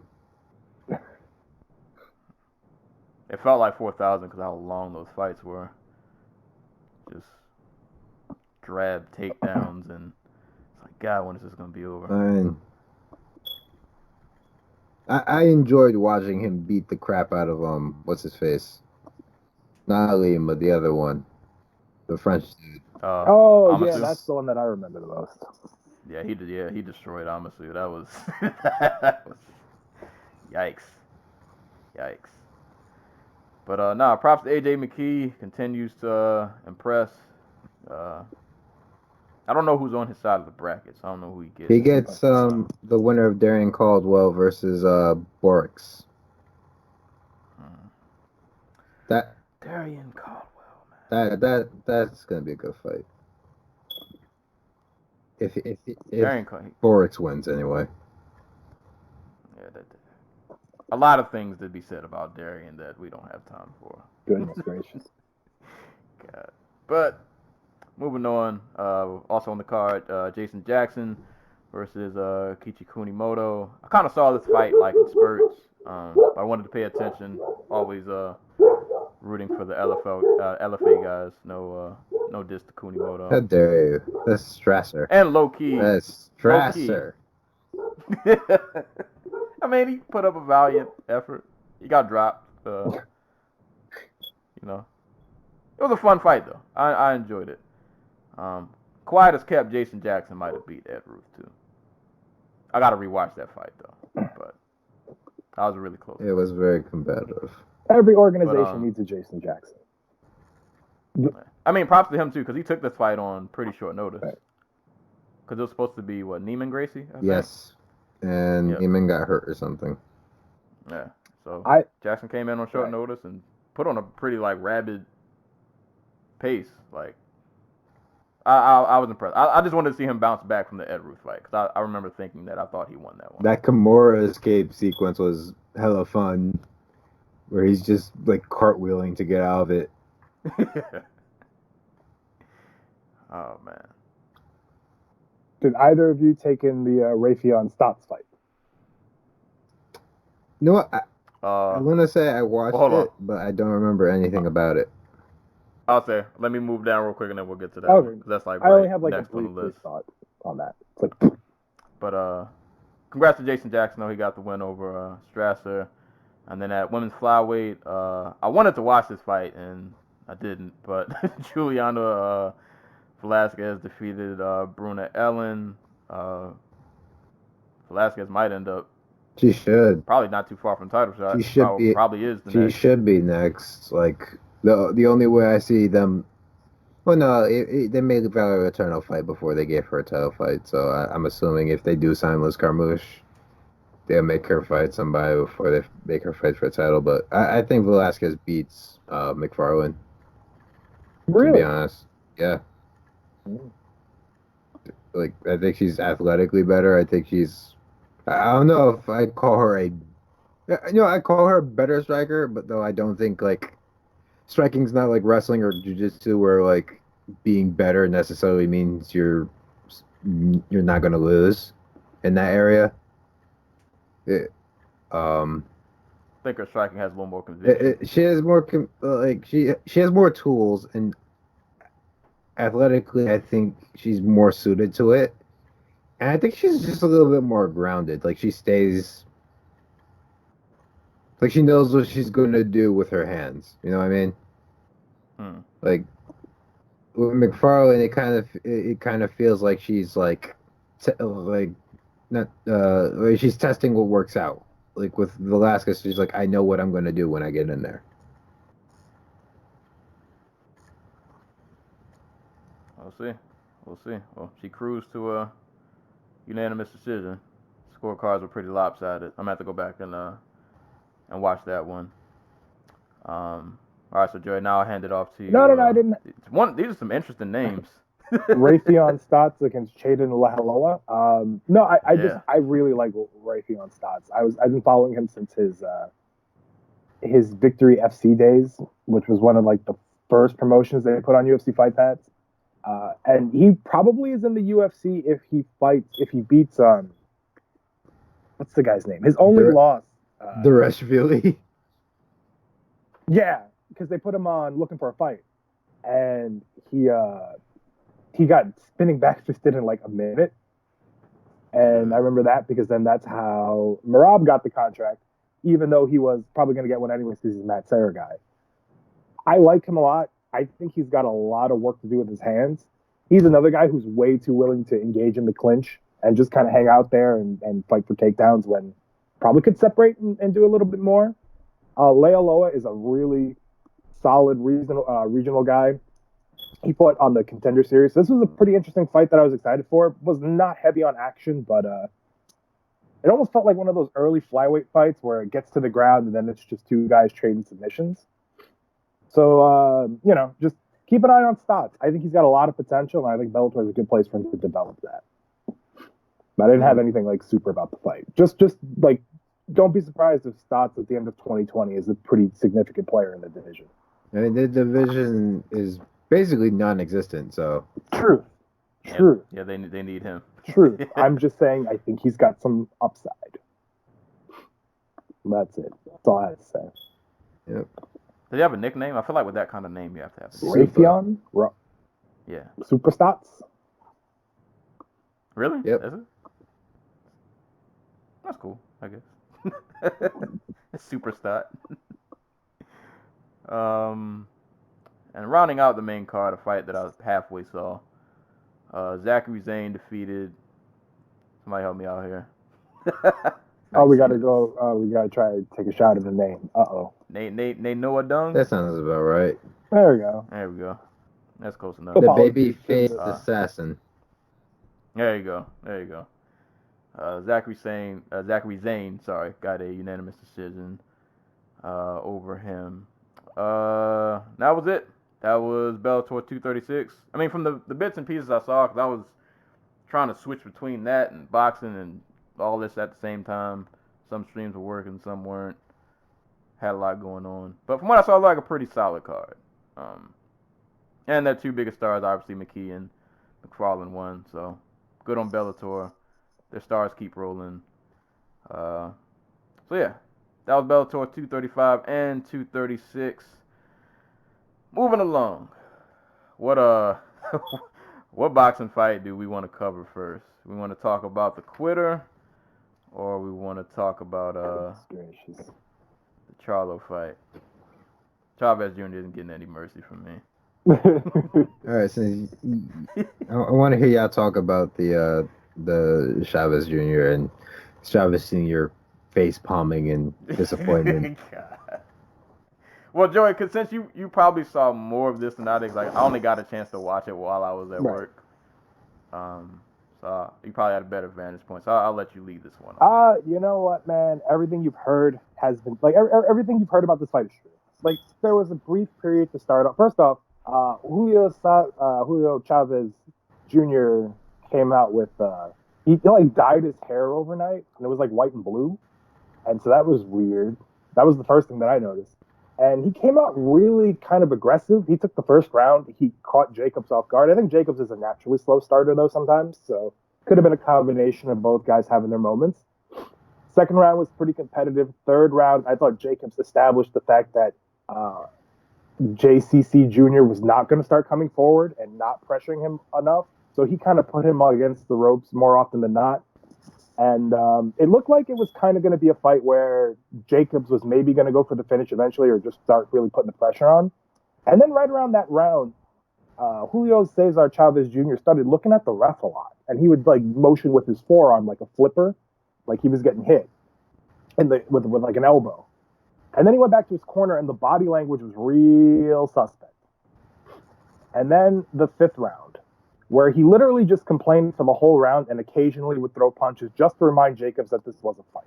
And it was looking more and more like the Canelo fight where he just stopped fighting. And then he goes out into his corner and they immediately cut to Julio Cesar Chavez, who immediately puts his head in his hands and is face palming and giving. Listen, if you've got Spanish parents, you've seen this like hand up shrug, and you know what that means. So I'm looking at him, and he does the thing, and then he throws his hands up. And I'm thinking, like, oh, he's just disappointed because his son is losing. And then they cut to the corner where Julio Cesar Chavez Jr. is saying, I can't breathe. It's like, oh, that's questionable. That's a little nerve-wracking. And then the ref comes over, and he and Freddie Roach have a chit-chat, and then the arms start waving, which means the fight's over. So he quit in his corner. Now, to further kind of paddle this all together, Julio Cesar Chavez Jr. came in talking about how this was like the first fight he's ever had that he was sober for, and how he was as motivated as ever. And he missed weight. So he had to give $1 million to Danny Jacobs for missing weight because he couldn't make the weight. And then, so you have all this drama show, so to speak, with this one guy who's always been given everything. Like, no matter how many times he screws up, everybody always comes to his defense. He's always got, like, an excuse. So his fan base is very loyal. They put up with a lot. And here, in his final chance, his last chance to prove himself to his fans, he quit. So they lose it. And this looked like a pretty big house, are showering him with soda and beer, and things are being flown his way. And Mickey Rourke, of all people, is trying to, like, Tina Turner bodyguard him to the back. Whitney Houston bodyguard him to the back. And it's just a madhouse. And poor Danny Jacobs, they keep him in the ring, and he's trying to give his speech, his post-match, his post-fight presser, and he's getting beer cans thrown at him, too. So they got to cut it short so they can get him to the back. And apparently when he was going to the back, everybody stopped. Like, they stopped throwing things. But just the ultimate Julio Cesar Chavez Jr. fiasco, to the point where you wonder, like, what were you people expecting? This is what he always does to you guys. This is what he always does to everybody, every promoter who's ever been involved with him. Like, this is not shocking to me. But it was an awful scene, and stop giving this guy fights. Stop paying him. You know, like, fighters risk their lives for a living. You never want to hear a fighter not get paid. Like, stop paying this. This is like Audley Harrison levels of embarrassment. You know, and hey, look, I do think he was hurt. I don't think there's anything wrong with, like, if he made weight, did everything right, and quit, I don't think it would be as big of a controversy. But the fact that everything was kind of handed his way and bent for his whims, and he does that at the end, like, I can understand why they were frustrated. But don't throw things. That's not nice. And Sensei, if you gotta. He might have deserved it. He might have deserved at least two of those. Oh my God! Don't throw things at Jacobs. Yeah, like, Jacobs didn't. He did his job. No, I'm sorry, Chavez Jr. I'm sorry. I don't like bashing fighters on here. You gotta go, man. Catch all the beer cans. Oh my God! Like, catch all of the beer. Don't do it. Like, and I only, like I said, I only saw this in bits and pieces. And I won't spend a lot of time on this. You pretty much broke down everything that happened. But from my vantage point, from the little bit I saw, it to me it felt like once Danny Jacobs started to turn up, that was when he won it out. He got a little blood over his eye. He was a little busted up, and he decided, you know what, it's time to go. I would have much rather you like at least take a dive. Yeah, like, take a body shot. I don't know. And then take a knee. Yeah, take a body shot, go down, don't get back up. Even if it looked fake, whatever. I'll take that. I think it was the face palm from his dad that just really just. I've never felt so bad for some. Like, that's your son, and you love your son, and you do anything for him, and you want the best for him, and you got to sit in this crowd and watch. Like, I didn't raise you to do that, man. Like, like I never taught you to do that. Like, and I feel bad for him because I know for the next 2 to 3 months, anytime he's out in public or he has a microphone in his face, they're gonna ask him about that fight. And I couldn't imagine that. Like, I don't even know what to tell the interviewer who's asking. Like, I don't know what do I say. My son quit. Like, it's nothing. That is embarrassing. It's embarrassing on so many levels. But you know what? The moral of the story, to keep this short and sweet, like you said, you gotta stop giving this guy fights, man. It's gotta stop. The show has to end here. This is the last stop on the train. Nah, I'll be back. He can be back, but it can't be. We can't be main eventing. It can't, like. I don't know. Anticool. Apparently, this fight got moved. Like, do you have any idea why it got moved? Why there was like a venue change, or? From like, are you talking about like why it wasn't happening in like a state like Nevada or something like that? Yeah, like there was some sort of venue situation. Yeah, look at Cesar Chavez tested positive for like drugs. I see. And this was one of the conditions that would just like, I don't care, come fight here anyway. Yeah, see extra beer can now. Wow, I didn't know that part. Jeez. So the whole thing was he would have to go before the board and like argue about like why he should get his license back or whatever. Like, I don't think he was still suspended, but I think it was like one of those situations where you have to be like, okay. So they pulled a John Jones? Yeah, basically. Except this was planned out ahead of time. I think in the moment, John Jones is capable of contrition. Like, I think he does feel bad about his actions, but he just can't stop himself from doing it again. I'm not sure Julio Cesar Chavez Jr. feels bad about anything. I mean, why would he? They're paying him all this money. Good point. Great point. Well, if I saw my dad do that as a reaction to me, I would be the most hurt person. You also probably haven't been spoiled since the day you were born. Right. That is true. It's just like the only comparison I could give it to was once upon a time when I was a kid, I played Little League and I ran the wrong way for the first time, and my dad made that reaction. That's the only time I've ever seen anybody like it.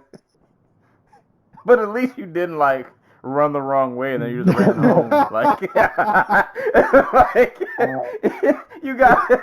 You went back out there, you figured it out. Down, I looked and noticed, and then I turned it around. And because it's Little League, like the ball was in like left field and nobody could get it.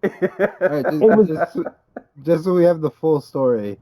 Chavez was suspended by the Nevada State Athletic Commission because he refused to take a random drug test once the fight was announced. He has a history of anti-doping violations, and it was no shock that he would decline a surprise test. So they just moved the fight to Phoenix. Absurd. Wow. Absurd. It was like the facepalm is almost like deep-rooted disgust. And I actually, like, for a brief second, I felt bad for Julio Cesar Chavez Jr. because I thought he was doing it because he was losing, which is mean. But instead it was because he was quitting. So... Okay. Yeah, even the dog doesn't approve. I don't know who's that's mine.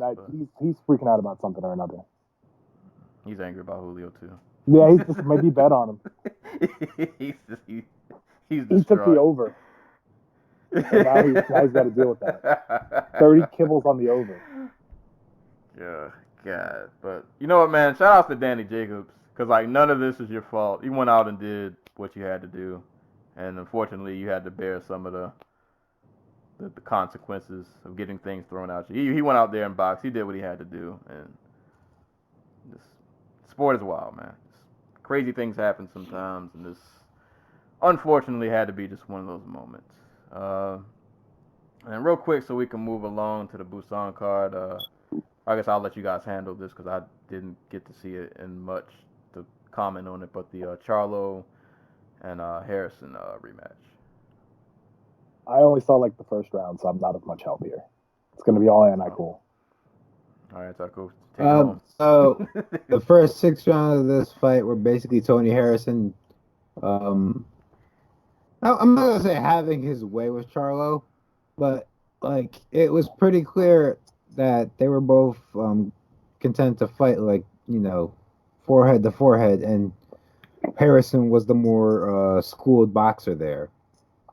But Harrison did get knocked down off a left hook in the second round, so that, you know, kept it competitive in the early rounds. So commentary tells the tale of two things. So you had the guys who were actually in charge of, not in charge, but they were providing like the scores for commentary. I don't remember the names. Both of them had Charlo winning rounds 7 through 9. Well, the commentary team, who again I don't even know who was on commentary. Lennox Lewis. Was it Lennox? I think it was Lennox. Yeah, it had to have been Lennox because Lennox was not on the Chavez fight. Yeah. So they had him. They were talking about how they thought Harrison was winning, you know, rounds 7 through 9. I thought Charlo was coming back. It seemed to me like Harrison was slowing down. He was doing more showboating. He was still landing. Like, it was still a competitive fight. Like, I think the total strike, like they were keeping a thing of the total punches landed in the corner during the fight, and like they were like neck and neck the entire time and trading like who was in the lead and who wasn't. But you know, I think the back half, like, Charlo was really picking up. It was really becoming like a more competitive fight. Was doing a nice job of landing with that jab, and like you could see the distance getting wider and wider. Like, it was no longer forehead to forehead. Like, there was actually some distance between the two. Harrison continued to try and showboat and get under Charlo's skin. Then the 11th round comes around. Harrison, like, literally 10 seconds earlier, like, put his, like, basically dropped both his hands and was like, "Is this all you got?" And Charlo proceeded to drop him with a left hook. Oh no, the Nate Campbell. Yeah. Harrison, who, this was one where, like, you could tell, like, his legs were, like, not shot, but, like, he was definitely, like, on skates. And Harrison tried to play it off like it's nothing, like, damn, you know, whatever. So he gets back up. They go back at it again. And then Charlo drops him with yet another left hook. Proceeds to hop on the ropes, and, like, you know, he thinks it's over. The ref is still counting. The commissioner comes into the ring and is like, "Charlo, the fight's not over. Get off the ring." And then Charlo goes in for the kill. And Harrison gets the fight called while he's standing in the corner, basically just eating Charlo's shots, and the ref just steps in and is just like, "No, you're done. You're done. I'm sorry. This is how it ends." So, yeah, it was a really great fight. You kind of see a little bit of the weaknesses of, like, Charlo, especially in those early rounds where he was content to just sit in the pocket and try to outwork Harrison, but that didn't work. Once he started, you know, actually play a little bit of distance, you know, trying to get that range on that left hook, it started landing and eventually led to the knockout. Harrison's just not a, like, I rewatched this fight. I watched the first fight for the first time earlier this week. Harrison is just not a back of the fight fighter. He's not, like, if there's any time he's going to lose a fight, in the championship rounds. He had, like, I can't even say he had this one in the bag because Charlo was up on all three judges' scorecards when the fight was called, and that's before accounting for the 2 knockdowns in the 11th. So, yeah, no, it was a fantastic fight. If you get a chance, go watch it. Now I want to see him fight J-Rock.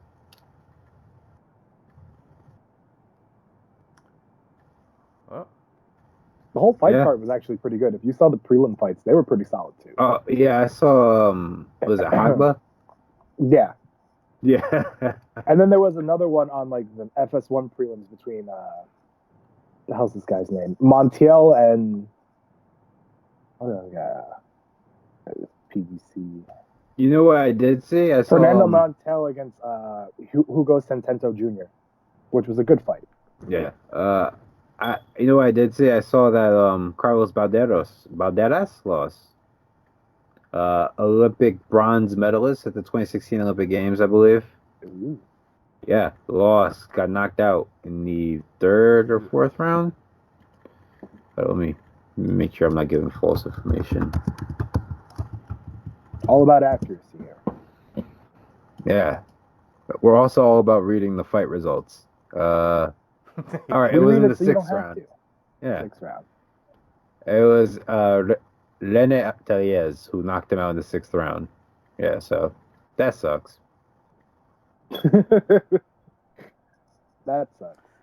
hey man, life is Wait, was he the one who won bronze? Or am I fucking insane? the fact check of a fact check.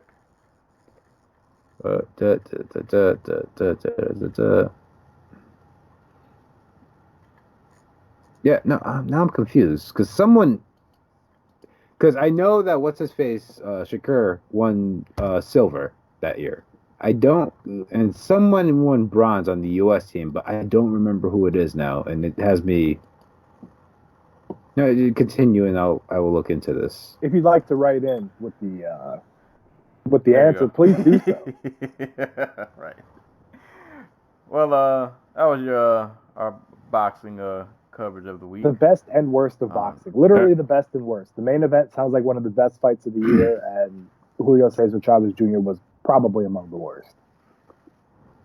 The worst in terms of this week in fighting gave us everything: highs of highs, lows of lows, a little bit of everything in between. All right, so the main event. There we go, main event. UFC Busan, headlined by Korean Zombie and Frankie Edgar.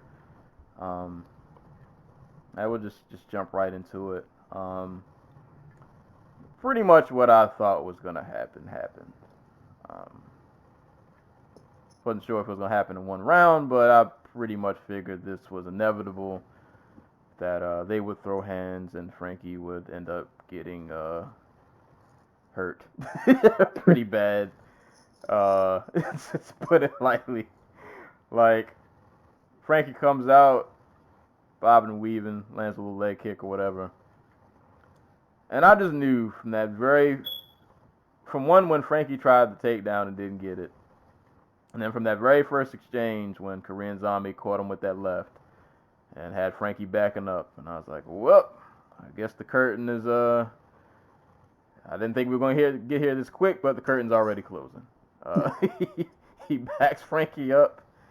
Dude, he caught Frankie with like a 4-piece. I don't know if all those shots landed because of the camera angle, but he did like an uppercut and then like a left and a right, and he was just lighting Frankie up. Frankie hits the ground. Korean Zombie takes his back. They wrestle around for a little bit. Frankie does eventually end up getting back up. Probably just should have stayed down because he got put down again. Might have been like the same combination that dropped him the first time. I feel like it was like another uppercut, a left, a right, and then a couple of other uppercuts, and then he just didn't get back up, and he tried to hit the rough with a single leg, and I was like, oh boy. Yeah, I felt like Frankie was gonna get starched when this fight got announced, and Korean Zombie starched him. Yeah. So one of the things about Chan Sung Jung is that he is he's one of the fastest starters in MMA, and that there's very little feeling out process. Like, he will slip your first punch and then knock you out. He did it to Hanada Moicano. He did it to Mark Hominick. And Frankie Edgar's someone who's very susceptible to just being hurt early, and I don't think that's really changed over the course of his career. And he's only getting slower and more. I'm not gonna say more predictable, but like it's one of those things where you just have more tape on the guy, and you have more tape on what works. So this just felt like it had all the ingredients for the Korean Zombie to just come out here and just viciously beat the crap out of him early. And that's what he did. He slipped a right hand from Edgar, countered with a left hook, and Edgar never recovered. His hands are really good. Yep. His hands are really good. Like we call him the Zombie because like he likes to eat. Like he will eat a punch to give up a punch, but like when he wants to, he can counter with the best of them. And he's got great vision. Like he's got great eyes when it comes to being able to react defensively. Like he gets hit, but he gets hit because of his style, where he's going to get hit. You're bound to get hit. But he's got this great ability to see what's coming his way. That's why he rarely, if ever, gets hurt badly. Because if you think about it, like throughout his career, like if you remove the George Roop the George Roop head kick KO, like he's been pretty durable despite his fight style. Yeah, Yair Rodriguez got him, but that was with like the greatest. Right. That was the trickiest trick shot ever. Yeah. Right. He had to dig underneath the tool bag. That was the Larry Bird shot he took like out of bounds that somehow went over the backboard and went in. Right. he found that ancient scroll that only one person finds at once a lifetime that has like the hidden technique. So and he learned it. I thought Edgar had a chance going into the week. Primarily because Edgar's style travels well. It doesn't have to be adjusted for an opponent. Like he does what he does and it works for him because of who he is. But then I started watching more, like I rewatched the Holloway fight, and I rewatched the Zombie against Moicano, and I rewatched a few other Edgar fights. And the athletic decline is there. And so for me, it turned into like, oh, he can kind of probably steal a few rounds and ride this out to, he's probably going to get the first round, unless he gets demolished. He's probably going to get the first round because his style is, it takes a round or two to kind of get a feel for it if you're against him. He's a little tricky. And, you know, it's Korean Zombie in Korea, so you worry about maybe being a little over-aggressive, and he might run into a takedown or two. But once we get to that middle part of the second round, I'm going to get the feeling that this is pretty much done for. And then, you know, you always have people who think that Edgar can take anybody down. The Korean Zombie's A, hard to take down, and B, really tough on the ground. So it's not like you can just take him down and hold him down. So I was more and more nervous that this was going to be a bit of a bloodbath. And then I think it was the Theanticool the day before who was like, this is going to be pretty violent and it's going to end really quickly.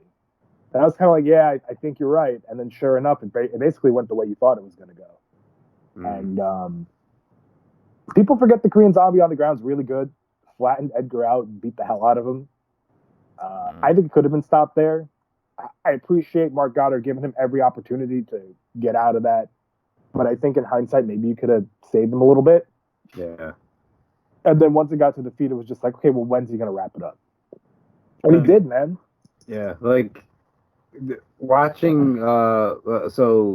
When Zombie had his back, Edgar was able to get out basically by getting both his arms underneath the hooks and just pushing him off, and he still had one leg, and Chance on Joke just casually stepped out of the like when you're in that position normally like you'll get guys like who like just straight up like they run over the top to try to get away so they don't get their backs taken themselves. Right.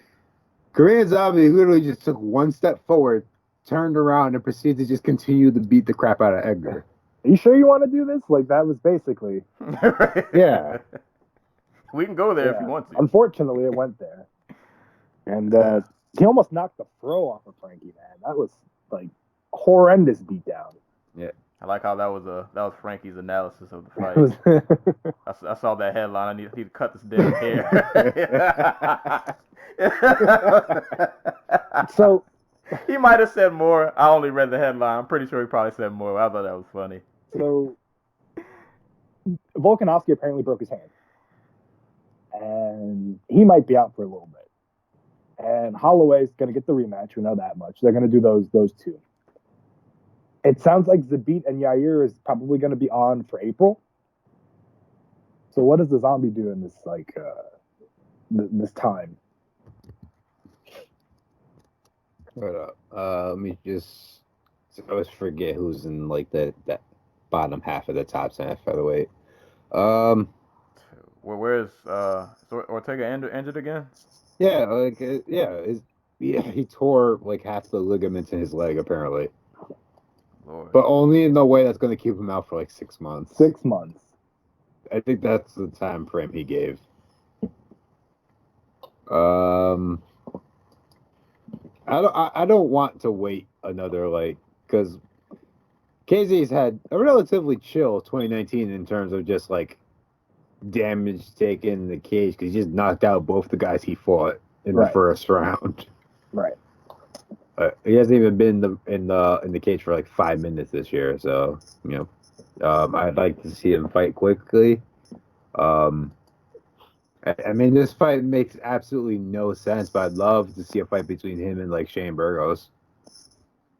I guess that does make some sense. I mean, they're both on winning streaks. I know Burgos has a funky rating, but you can always like play games with that. We've seen them do that before.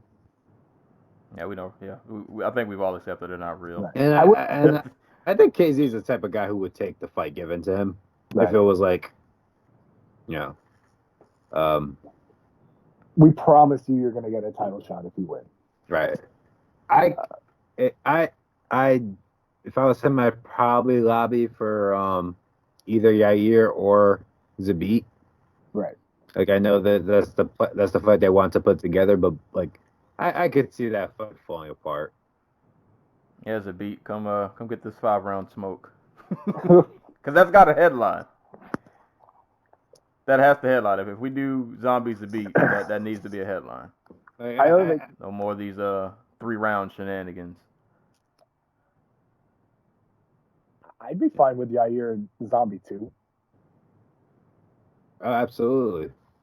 Yeah. Both guys. If it wasn't for the last 10 seconds of that fight, Zombie would be the undisputed #1 contender right now. True.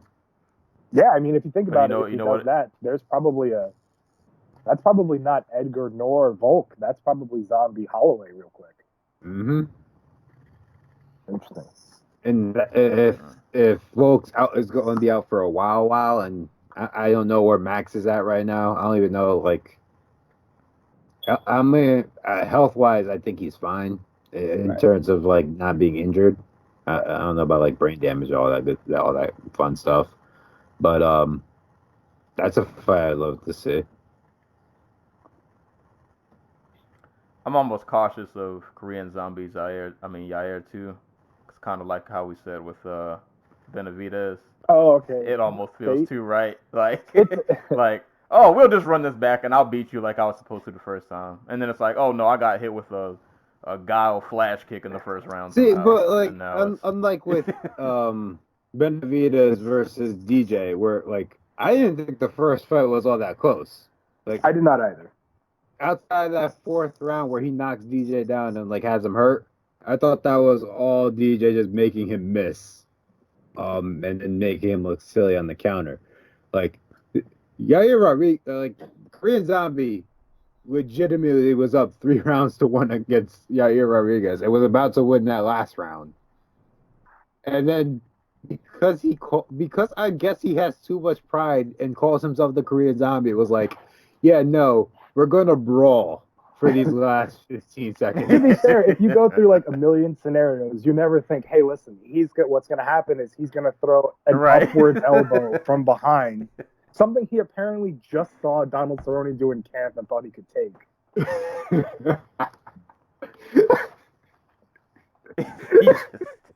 He was just I saw him do it once and I'm just going to take it. And he, which by the way, the guts of hey, I'm going to uncork this in the final 5 seconds of a pretty damn close fight. Just to see what happens. I mean, at that point, he had no other option. It's bro, I'm losing, and this is all or nothing. Oh my god. He was giving himself the anime monologue in his head, he was trying to figure out when do I unleash the secret technique. like I've been watching, listening. I'm sorry, to a lot of podcasts about like con men recently, and it's just like sometimes when you just when you just proclaim to do to want to do something that's basically impossible, you're just able to will it into existence. That's Yair Rodriguez. Yeah, he was just like, I'm gonna fucking see what happens. Yeah, I have confidence. They I'm gonna do cut this me. thing. They cut me at the start of the year. I took this fight on 2 weeks' notice. I broke my foot, or I hurt my foot. Let's just fucking see what happens. Which reminds me, or not reminds me, like I would have really liked to see Zombie against Calvin Kattar. Had Kattar beaten Zabit, because that would have been really interesting. I was just looking at the rankings, and I was like, I wish they could do that fight, but since he's coming off a loss, they probably wouldn't. And or maybe Frankie, he wanted this fight. Frankie, start practicing your speech for your Hall of Fame, because I think you're. What are you talking about? He has to get ready for Sanhagen next month. Yeah, dude, you gotta double up. Gotta double up on that. God. You gotta be back in there, man. You didn't get hurt that badly. Brain damage isn't real. It was only round 1. It's not like it took 5 rounds. He only swole your face up an extra 6-7 inches. Yeah. Right. Like once you get your hair cut, the bruising. There you go. Some guys heal real quick. No. Can Frankie do anything? Can he fight like Faber for fun, or like what do you do with him now? I feel like if he's gonna stick around, that's the route. Do the Pettis thing where you just fight people you just wanted to fight and didn't get the chance to. Like, don't give him fights that don't lead to him clogging up a potential division. Just give him a fun little side. Play around with him a little bit. Yeah. That's actually interesting. Pettis against Edgar. Both guys are pretty much on the downslide. Like, what about that? That's interesting. I like how whenever we have somebody who's on the downslide at 145, we just tell them to go fight Pettis. Because he's like, you know, when you're not feeling well, you take like an Advil. Like, he's the Advil for. I mean, I don't think it's a slight because the Pettis' credit, he's always ready. Yeah, and I mean, it's a winnable fight for both guys. He's always available. So I'm trying to think, like, if Dominic Cruz could ever be healthy again, I'd love to see that fight. That'd be interesting. What about I think they trained together though.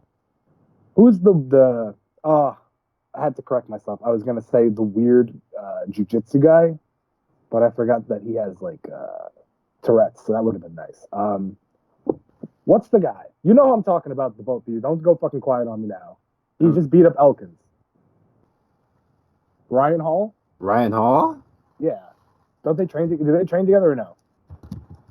Doesn't Ryan Hall train at like TriStar? I'd like to see Edgar against Hall. Hey, Ryan Hall is like, for whatever reason, they're not going to treat him like he's Kron Gracie. So I said, why not? Kron Gracie against Frankie Edgar. No, I don't. How dare you? No. What? I like the Ryan Hall. I like how I looked up Ryan Hall, Frankie Edgar, and the first thing that comes up is Ryan Hall would destroy Frankie Edgar. Shirt on Thank God. Oh man, but just don't give him any fights that like view Edgar as like an attraction, like you view Anderson Silva as an attraction, and just give him things that might be interesting. I mean, you say that, but they gave Anderson Silva Jared Cannonier. But I think they might have thought that Cannonier was not as good as he was. And they're like, oh, it's Brazil, it's Anderson, this will work out. Because remember, they were going to give him like Uriah Hall, and they gave him Derek Brunson. The problem is Frankie Edgar and his team see him as a contender. Yeah. Like, I'd be down with him fighting like Clay Guida. It's like Jim Miller again, right? They probably fought at least twice. They fought once. I don't think they've ever fought once. Did they fight? We do forget that Edgar was like a mid-level barnacle scrubber at lightweight for a long time. Fought like all those guys. There we go. Yeah, I wouldn't mind a Miller or Guida-ish. Yeah. Guida-ish fight. I'm trying to think of things that aren't going to get him hurt. Oh, man. Miller might not hurt you, but you might get a limb ripped off. It's just different. Well, you know what I mean. Like, I don't want him to be fighting a guy who's clearly like. And by the way, like, did you see how much bigger the Korean Zombie was than Frankie Edgar? Yeah, Casey's a big dude at 145. But I'm just saying, but Holloway, like, this dude fought at 155 and was the champ. But at the same time, that was when the division was smaller. Truth, I'm just saying, like, it's amazing Edgar's reputation, like, and what he's been able to accomplish despite pretty much fighting outside the wrong weight class. You know what? Yeah. He's already beaten BJ 3 times, so I think he has to beat BJ the only other way. He has to move up to 205. I thought you were going to say challenge him to a street fight, so I'm really glad that you didn't go that way. Frankie Edgar versus Johnny Walker. Listen, I'm not going to take this Johnny Walker slander while I'm on here. On that note, we're going to move along. Let's not even on that note.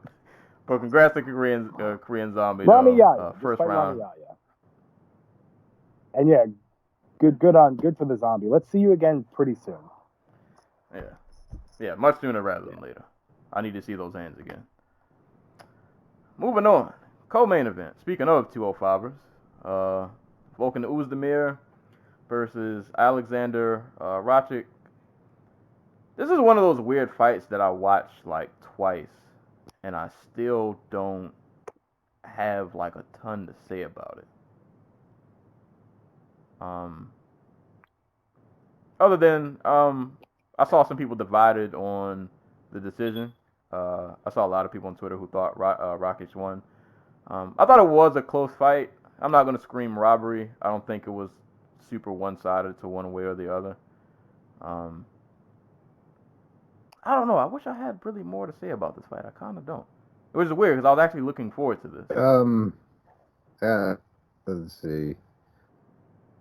I think Rakic is better than I gave him credit for, because I was putting him in the same boat as, to bring him up again, Johnny Walker. How dare you.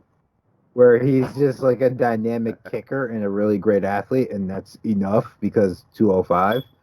But, and while it wasn't perfect, obviously because he lost the fight, and while it wasn't pretty at times, I think he has a lot of really well-trained like counters to aggressive boxers like Volkan drilled into him, and that might have just been for this fight. Like because this is the same dude got knocked down versus Devin Clark. But it felt like he had a better understanding of like range and what to do when somebody tries to close a distance on you than I've seen from him previously. So like I feel like even though he lost, he's moving in the right direction. Doesn't mean he's gonna be like a title contender, but it shows growth, which is rare at this weight. Mostly I feel like he stifled. Yeah. No, go ahead. I feel like he stifled Oezdemir enough to where, like, because we've seen like what Oezdemir did to poor Latifi, where he just like just uncorked on that man. I feel like he stifled Oezdemir enough to where, like, Oezdemir never really... He didn't, like... It wasn't like he beat on Rakic. Like, it was a very competitive, kind of back and forth kind of fight. Like, I never felt a lot of moments where I thought Rakic was really in, like, a ton of trouble. It was a pretty... He did pretty good for himself on that front. Mm-hmm. Is my go? Yep. Yeah, I was just waiting to see if Theanticool had it. I agree, like, I guess I'm always a little bit more sympathetic to 205ers who are kind of on the come up. I tend to see the positives. I thought Theanticool nailed it pretty well. Oezdemir's a tough guy. Like, Oezdemir's really underrated because people just think that he knocked out a bunch of guys and then fought DC and then fought Anthony Smith and then fought Dominic Reyes, and it's like, oh, he lost to those guys, so he must not be good. Oezdemir is really good, really tough, and he's kind of rounded out his game to become more of a competent fighter beyond just powerful. And I like the fact that he made the adjustment pretty quickly in the second round that, like, hey, listen, I can't keep up with this guy's speed, so I'm just going to kick his lead leg, and if he's not going to stop it, then I'm just going to keep throwing it. And so once he got out of brawler mode, and at first it looked like he realized he was too slow, so he was going to catch Rakic coming in with like counters. And then when that went out the window. He went to the leg kicks, and he was gonna make. In football, they call it playing left-handed. You know, like I'm gonna take away your lead hand, and you're gonna have to try to beat me with something you can't really do, or something you don't do as well as you normally do. So when he took away the athleticism of Rakic, that was when the adjustment happened. And I was pretty impressed to see him become a pretty good counter striker. He caught Uzdemir coming in. I just didn't think he did enough in the second round to win that round because Uzdemir was doing Vulcan stuff, you know, just chopping at the lead leg, and then he would throw that big, wide, loopy kind of right overhand and a tight hook, like in combination. Third round, give or take, I thought Alexander won the third round. I think he cost himself that fight with that takedown attempt that went nowhere. And then Uzdemir just elbowed him to out of consciousness, basically, just elbowed him repeatedly. Good fight for both guys. I think the one thing we all need to do is when a guy at 205 loses, don't write them off, because this division is like, every fight in this division is an important one because there's only about 12 to 13 guys in it. So don't do what we did with Uzdemir to Alexander and just stay on the train, man. If you're on it, stay on it, because this was a pretty good performance from a guy who definitely seems to be on the come up. And he's only 27 years old. You know, Corey Anderson at 27 years old, I think, was getting knocked out by Jimmy Manuel. So this is a tough division to always be good in. So keep the faith. Yeah, he's got too much. I think he's got too much upside to write him off. And every division needs a Volkan Uzdemir. You need a guy who can test the young guys who are trying to break into the top 10. You know, you need a guy who's competent and capable. And what's up? Those leg kicks, man. He put another leg on top of Racic's leg. Like the way that and it was, that was a nasty bruise or welt or whatever that was. It was nice to not have Joe Rogan screaming that, you know, he was one away from being finished. And I think Dan Hardy did a great job being like, yeah, that's compromising, but he's still moving pretty well, so this fight's not over yet. As opposed to just shouting at me that one more leg kick and he's never going to be able to walk again. Right. Rogan would have oversold it. But, what do you do with Uzdemir? Because like he can't fight Jones, I don't think. So it's his job just to knock off all the. Yeah, he can. Anybody can fight Jones. Good point. I thought of widening Uzdemir for a second and felt really bad. No. I mean, you can do the Blachowicz fight. Have they fought? No, but if Jan beats Anderson, he's gonna fight Jones. Yeah, will he? So we think. If Jan beats Anderson, Jones is going up to. I mean, did he call out Anthony Smith? Vulcan? Yeah, somebody did. Maybe. I did not listen to his post-fight speech. It was like 6:30. I had my headphones out. Yeah, no, he was. He wanted the rematch with Dominic Reyes, and he wanted a rematch with what's his face? With Smith. Yeah, because they both beat him, and they're both ahead of him. So. He's another guy who's kind of disappeared. Nah. Yeah, he's been doing like the desk work, but I don't think he's got a fight scheduled, right? Not that I know, but it's he last fought in June. I know he's doing the desk work because there's a Sherdog thread about how he wears the same suit every time. I know that. Yeah, I don't know. He might just be like a cartoon character. He only has the one suit. Yes. Yes. Closet full of the same suit. Maybe all of his suits were when he was fighting at 185, and now they're too small, too large. Right. Let him live. Let that man. Oh, he had surgery. On his hands. Yeah, that's why he's been out. So he's not gonna be able to fight till next year. Bummer. He's a good dude. Good guy, good fighter. Props to Vulcan, though. Yes. And he has been steadily improving, too. Like, I agree. Like, he's definitely not just I just hit really hard guy. Like, he's... Yeah, I got it. No, he's well-rounded. He's rounded out his skill set to where it's not just, I'll be okay if I just dodge his power shots. Right. Like, he's a little more than that now. And just look at his 2018. 2018, he's arrested for like a fight. He loses to DC. He gets beat up by Anthony Smith, and then this year, you know, he gave Dominic Reyes a hell of a fight, and then KO'd Iller and just be the top prospect. So that's a pretty good turnaround for him. So good Props to Vulcan. good for the Vulcan. Keep those leg kicks going too. Yeah. do that to everybody. But nah, cool, nice 205 scrap for the co-main event. Moving on to featherweight, Charles Jourdain versus Doo-Ho Choi. There was something in an article I read that confirmed something that I was thinking during this fight, and not to jump around, but I just remember watching the second round of this fight, and I was like, something seems off about Choi this round. And then I found out that he broke his forearm in the first round. Ooh. Because I don't know if it was just me, but I was watching the second round like he seemed a lot more, I don't know if tentative is the word. I just felt like he wasn't, it was like something, I felt like something was off, like something was missing. He wasn't as like engaging as he was in the first.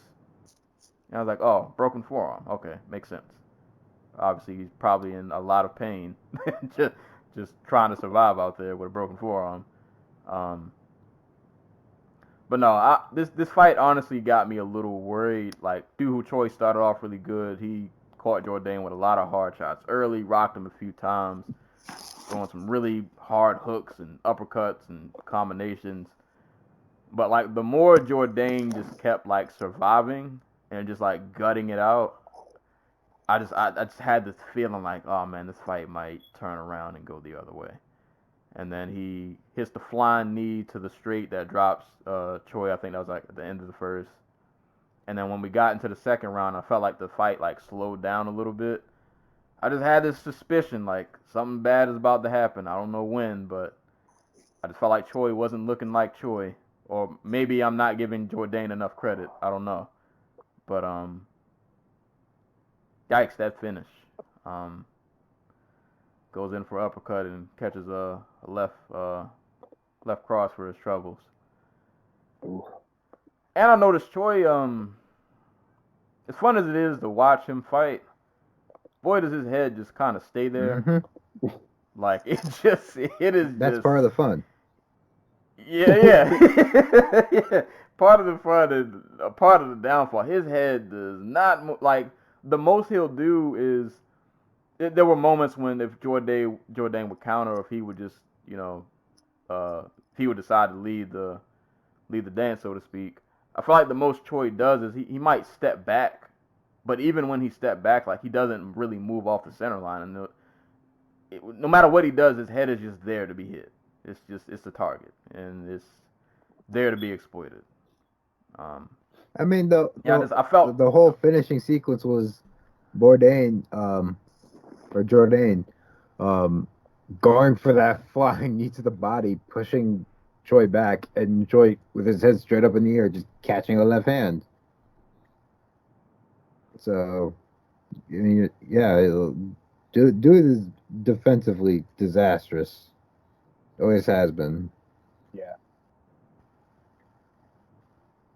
As I said during the fight, he's the same guy he was when he burst onto the scene, same guy he was when Cub Swanson gave him a bit of a step back, and the same guy he was when Jeremy Stevens wiped him out. If he, and I think he's even worse now because, like, people know he can be hit and people know he can be hurt, so it's like, well, I have nothing to fear, like, if I can survive it. So, a bummer for, you know, a guy who was, when I was on this podcast a bit ago, we were, when I was first on it, we were talking about him like he could have been a superstar, and now it's like, well, not meant to be. Ultimate glass cannon, man. Yeah, you know.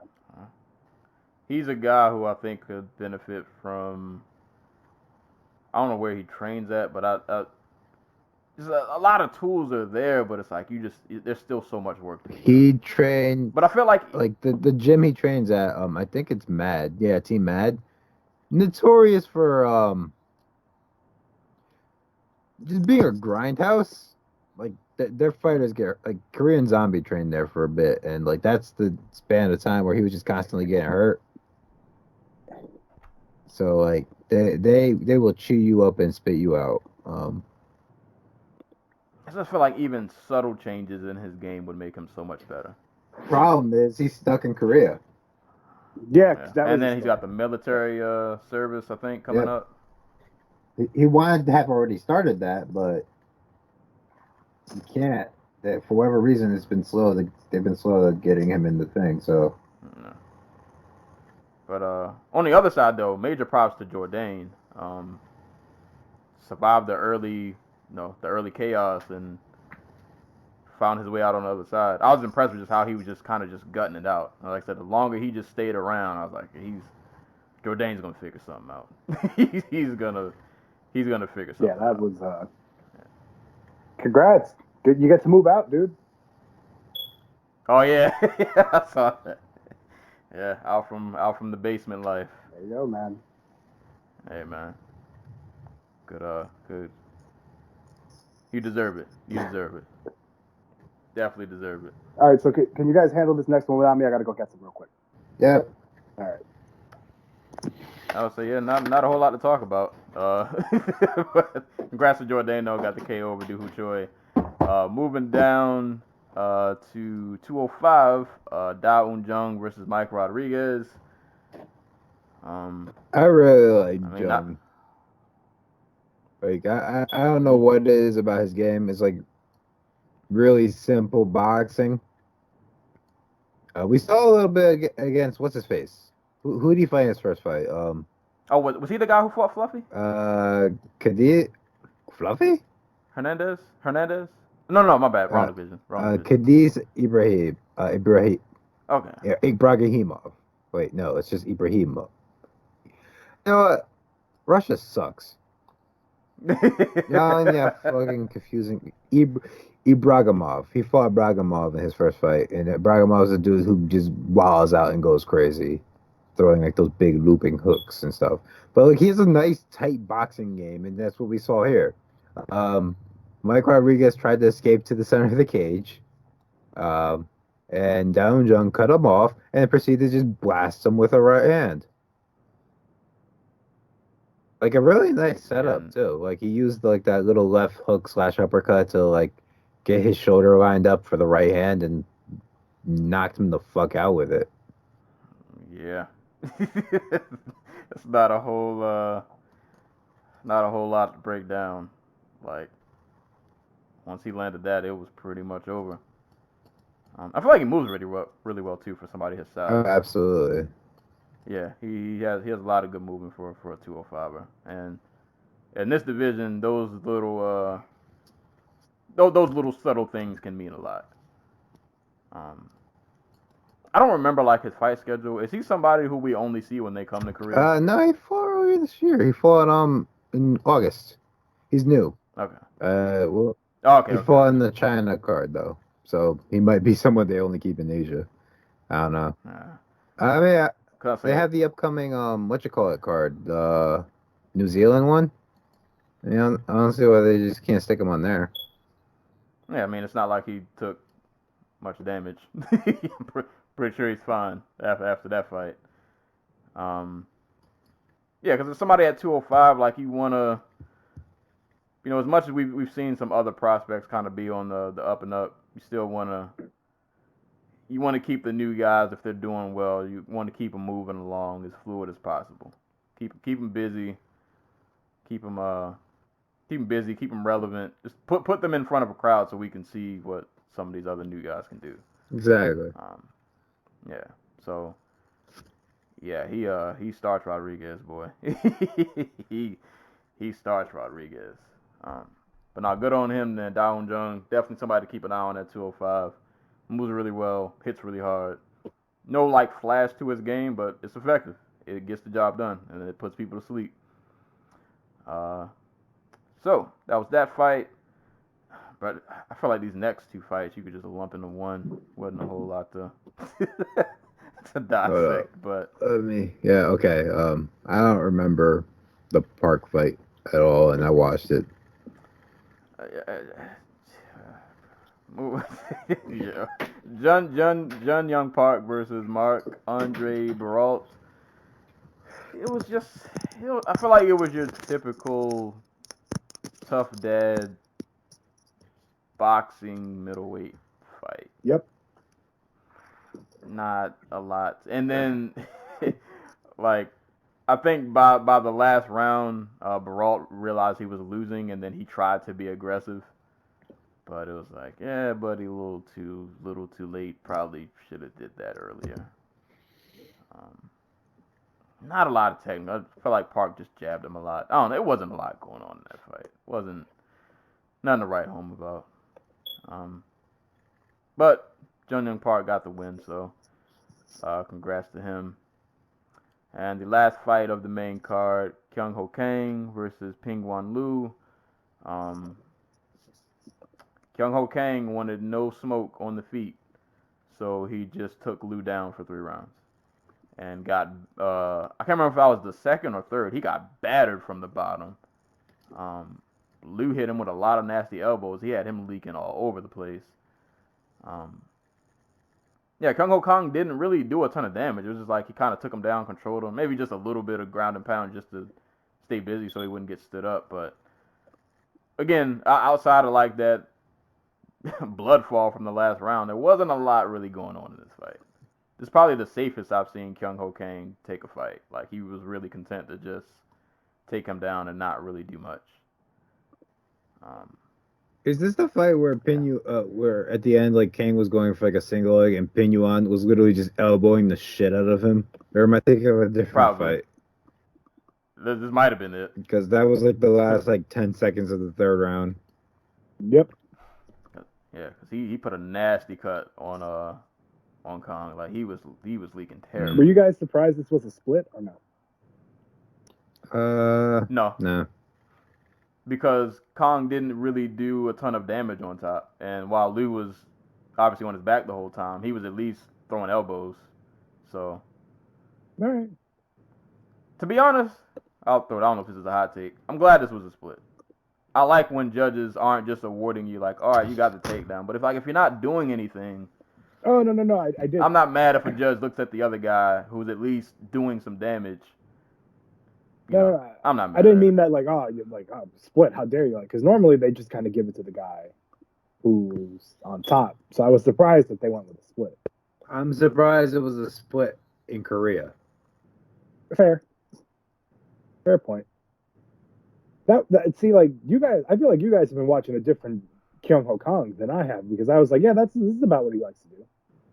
Yeah, no. I feel like I've seen him be a little more active. Well, he's like forced to be active. That's the thing with Kong. Like, very rarely does anybody, like, when he gets into these fights where, like, he's trying to take the other guy down and hold them there, is he able to do it? Because the other guy tends to be like a pretty competent grappler, right? Or off their back. Like, he wasn't able to do it against what's his face, Hamos. Yeah, that's probably the most famous one. Or Chico Camus is another one. Like, those fights, I know what you're talking about. Yeah, like, because just it's hard to keep that dude down. So yeah, the Guido Canetti fight was the one where he got rocked and then he got the triangle, right? Or am I yes, yeah, he got rocked by Guido Canetti with a knee. Yes. And then he got like flying triangle against the fence. Yes, I do remember that fight. Yeah. I thought this was just like every other Kong fight, except this time he had a guy who was like more willing to engage from the bottom. Basically. I'm disappointed. I'm not saying you're wrong to be. I'm not saying you're right to be. I'm just saying that it's what he is, man. He's a grinder. Man, Daniel Cormier just got excited. Yeah. Bro, he did not want any smoke on the feet. Nope. Like, at all. Not at all. But yeah, that was the main card. Well, I guess program switch for Joey since you haven't been here in a while. The way we're gonna do the prelims, we just call this the prelim spotlight, where we each just pick a fight or two that we want to briefly talk about. That works for me. I only saw like 2 or 3, so we're good. Yeah, I was gonna say the only prelims that I watched was the Amanda Lemos fight, the Pantoja fight, and the Cyril Gane fight. No, I'm gonna be nice because I'm pretty sure I already know which ones you guys are gonna talk about. So I'm just gonna go to the Amanda Lemos and Miranda Granger submission, only because that was a really nasty rear naked choke, and like she didn't even like. I felt like when she had it in, she wasn't, like most of the time you see a rear naked choke and you're like fully on someone's back. It was like a rear naked choke, but she was like on like her a side side. headlock. Yeah, and she like went to sleep, like, like she was done, absolutely done. That was a really, really good submission from Lemos. That'll be my prelim spotlight. Really, really nasty submission.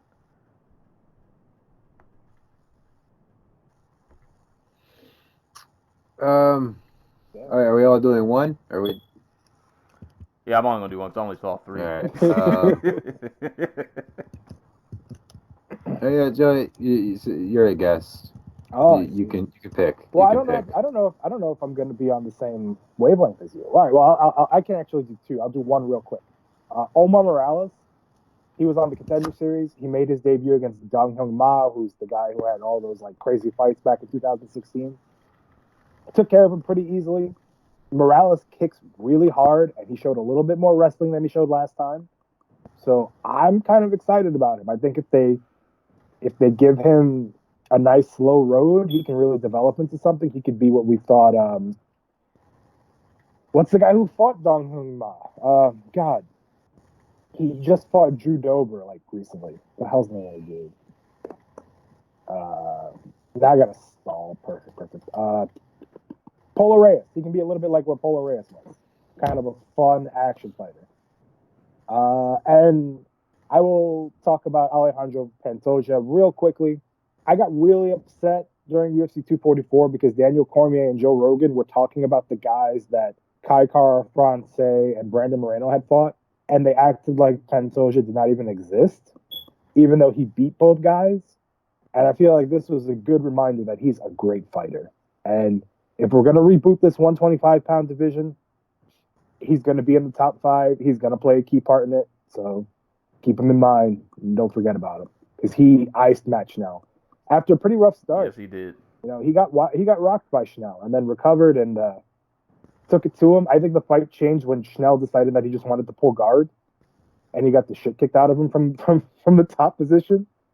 And then he got rocked again, and Pantoja just caught him perfectly. Face plant. Whenever you go face down, you can't say it's a bad stoppage because that was a face plant. So, dominant win for Alejandro Pantoja, and here's hoping that if they really are giving 125 a fair shot, he doesn't become lost in the mix. That's it.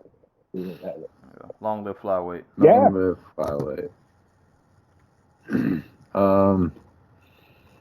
And I guess I'll talk about Cyril Gane, or Gain. Is it Gain? I call him Gagne. I've heard it like 4 different ways at this point. I don't know. Right. I've been pronouncing it Gagne, but like that's with a G, no? Like Eric Gagne. Yeah. So I'm gonna call him Cyril Gain. Gain like Kane. Yeah. Yeah. All right. So Cyril Gain, Tanner Bozer. Shouts to Tanner Bozer. Dude's tough as shit. Like, dude can What's up eat with a that hair punch. though? I mean, that's that's for when he goes motorcycle riding. I see. I say when you make those hair choices, you know what you're doing. You know when the judges don't give you the decision. You know why. This dude taught karate at the combination dojo / VHS store back in like the 90s strip mall. Like that's who Tanner Bozer is. But he ate some damage from Gain.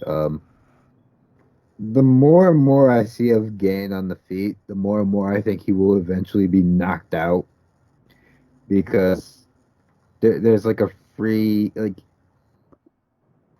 it's not wild, because I think he has a better sense of like distance and like range and like timing than most people, but he lunges a lot into those overhands, and like we saw a little bit more offense from him here, like a little bit more diversity. We saw more kicks. Yeah, a little bit more, a few more uppercuts than we've seen from him before. Like, now I feel like I'm being critical for a guy who just 30-26 the guy, but Well, no, but that's part of the job, man. You gotta, we can't act like everybody's perfect. exactly. And like, I don't know, like this is a dude who fights like straight up in the air. Like he does move his head, but like it's not consistent. Like it feels like somebody who has quick hands and like is a pretty decent counter puncher could catch him coming in on one of those big punches. Which is a big ask because this is a division full of a bunch of really slow dudes. Like there's something about him that just looks so knockoutable. He's a touch too business casual sometimes. Like just very, very casual.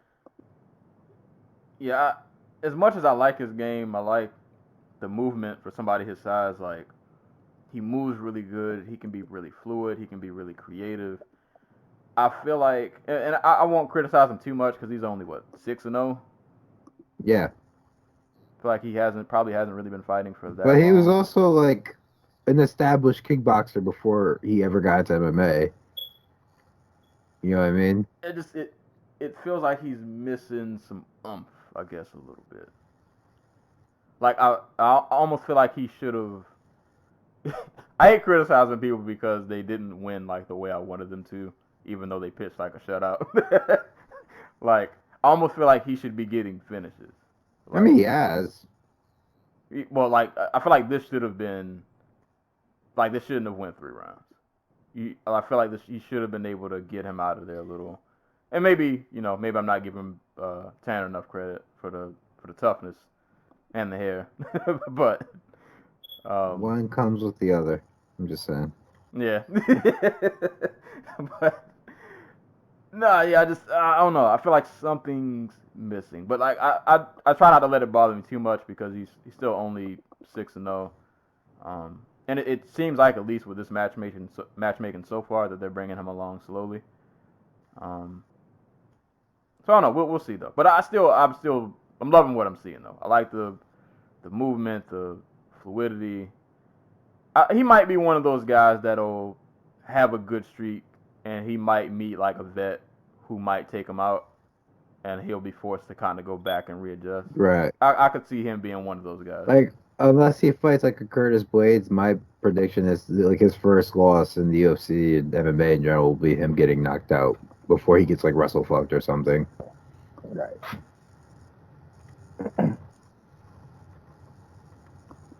It's always the way you least expect it.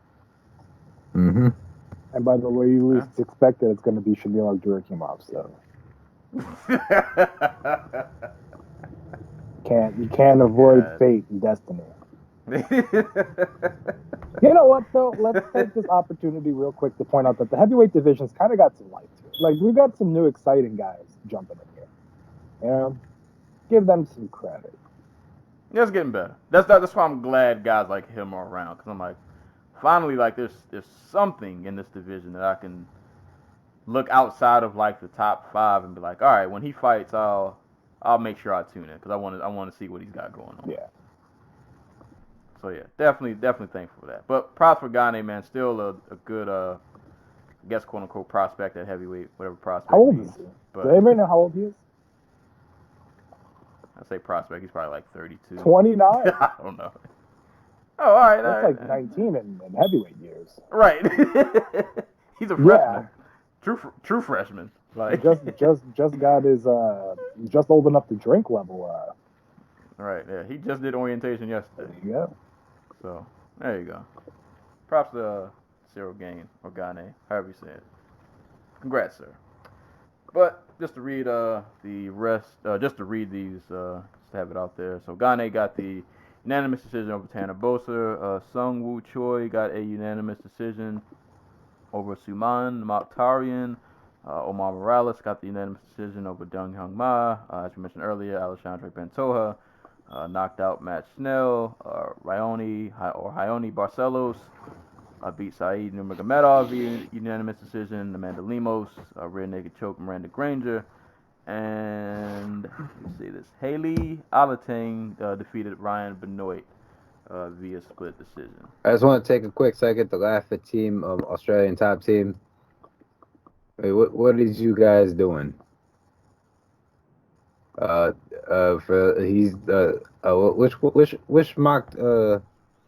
Mokhtarian fall on this card? Suman. Yeah, no, like some of these dudes are not ready for the UFC, but they get their fights in like fucking what was it? Like Urban Fight Night League or like Hex Fight or whatever, and they get like a nice 6-0, 7-0 record, and the UFC comes to their it's Australia, and they get in the UFC. And so far, basically none of them have been ready. Ashkan, Naya Kasem, who has their only win in the UFC, and now Suman, and Georgie's. I think they're 1-9 or 1-8 something in the UFC. I think which Mokhtarian is the manager? No, there's a Mokhtarian, right? Yeah, no, I don't know. They are the founders of Australian top team. Because it was trainers Suman, Khalil, Jaip. I'm not sure which one is the founder, but they are the ones training people there, and I don't know. They're all tough. I'll give them that, but they're not they're not ready. And when your entire gym is not ready, it kind of points to some lackluster training. Good. If you're in Australia, go join City Kickboxing. That's what I'm saying. There you go. Yeah. Or go where Taito Ivasa is training. Just a bunch of big dudes in the forest in a roofless gym. Yelling at you while you kickbox.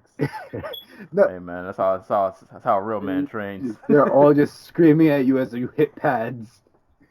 Hey. You gotta. How you fire up, man. There you go, man. I ain't mad at it. But that was UFC Busan.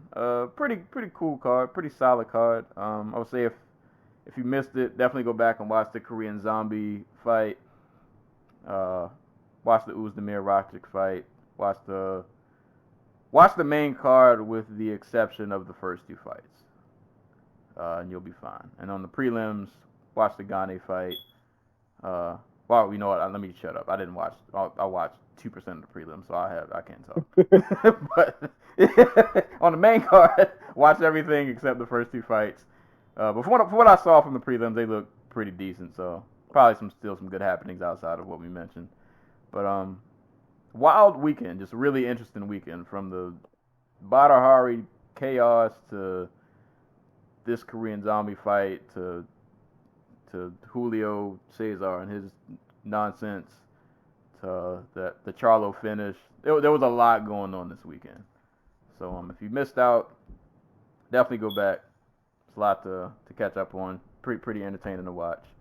Upcoming. So next week we have Bellator Japan. I want to say. Am I right? No, you're right. Okay, I'm right. So that'll be. I'm trying to hurry up and bring this up on my phone. But we got Bellator Japan coming up on the 28th, 29th, one of those days. It's on Saturday here, Sunday in Japan, where it's actually happening. I think. So on that card, of course, the main event that none of us asked for, but we're getting it. Fedor versus Rampage. Also on the card, Michael Chandler versus Sidney Outlaw, Lorenz Larkin versus Keita Nakamura. Gordy Yamayuchi versus Darren Cruikshank, MVP versus Shinzo Anzai, Yusuke Yachi's on the card. It's a lot going on. Should be a good time. So we'll have that coming up. and no PFL because PFL is on the 31st. So that's all. Is that all next week? Is it just Bellator? There's some boxing. I don't know. Like the UFC's done for the year. Yeah. Yeah. UFC's done till like mid-January, pretty much. Everybody gets to go home and be with their families. Yeah. So who's boxing? Who's throwing? So we got Jean Pascal for fighting Badu Jack, but I think the big one that everybody's going to care about is Gervonta Davis. He'll be fighting Yuriorkis Gamboa on that card for the vacant WBA lightweight title. So that's going to be on Showtime. And actually, the day you guys are listening to this, because I think we drop on Monday. If you have ESPN Plus, I believe. Well, let me just make sure. Yeah. All right, yeah. Ryota Murata, the WBA middleweight champion, I think Japan's second middleweight champion ever, will be fighting Stephen Butler. And the word is Murata's in the running for fights with both Canelo and Golovkin. So that's worth checking out. And Roman Gonzalez will be on that card. Chocolatito. Yep. He'll be fighting Diomel Diokos. I don't even know if I pronounced that right. But yeah, so fun times. But all right. So next week should be pretty cool then. So you guys will get that Bellator, and if I manage to catch any boxing, we'll cover that next week. But before we get out of here, because I want to make sure I mention this. Hold up. There's one last thing. What we got? K1 World Grand Prix 4. Hey. Japan 4. I don't know how these K1 titles are cards, but Rukia Ampo versus Kai Wira Sekrek.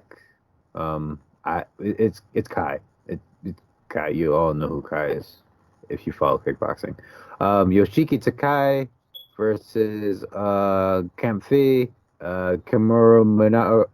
Kimura Minoru versus Marcel Adeyemi, and Masaaki. I am trash with Japanese names. Nwari versus Hassan Toy. So those are a lot of fun matchups. And it's just K1. Just watch it. Don't ask questions.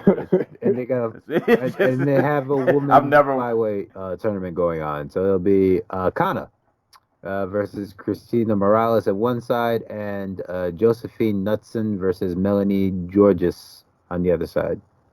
So there we go. It's a lot of good fights. No, so it's K1. I've never watched a K1 anything in the board.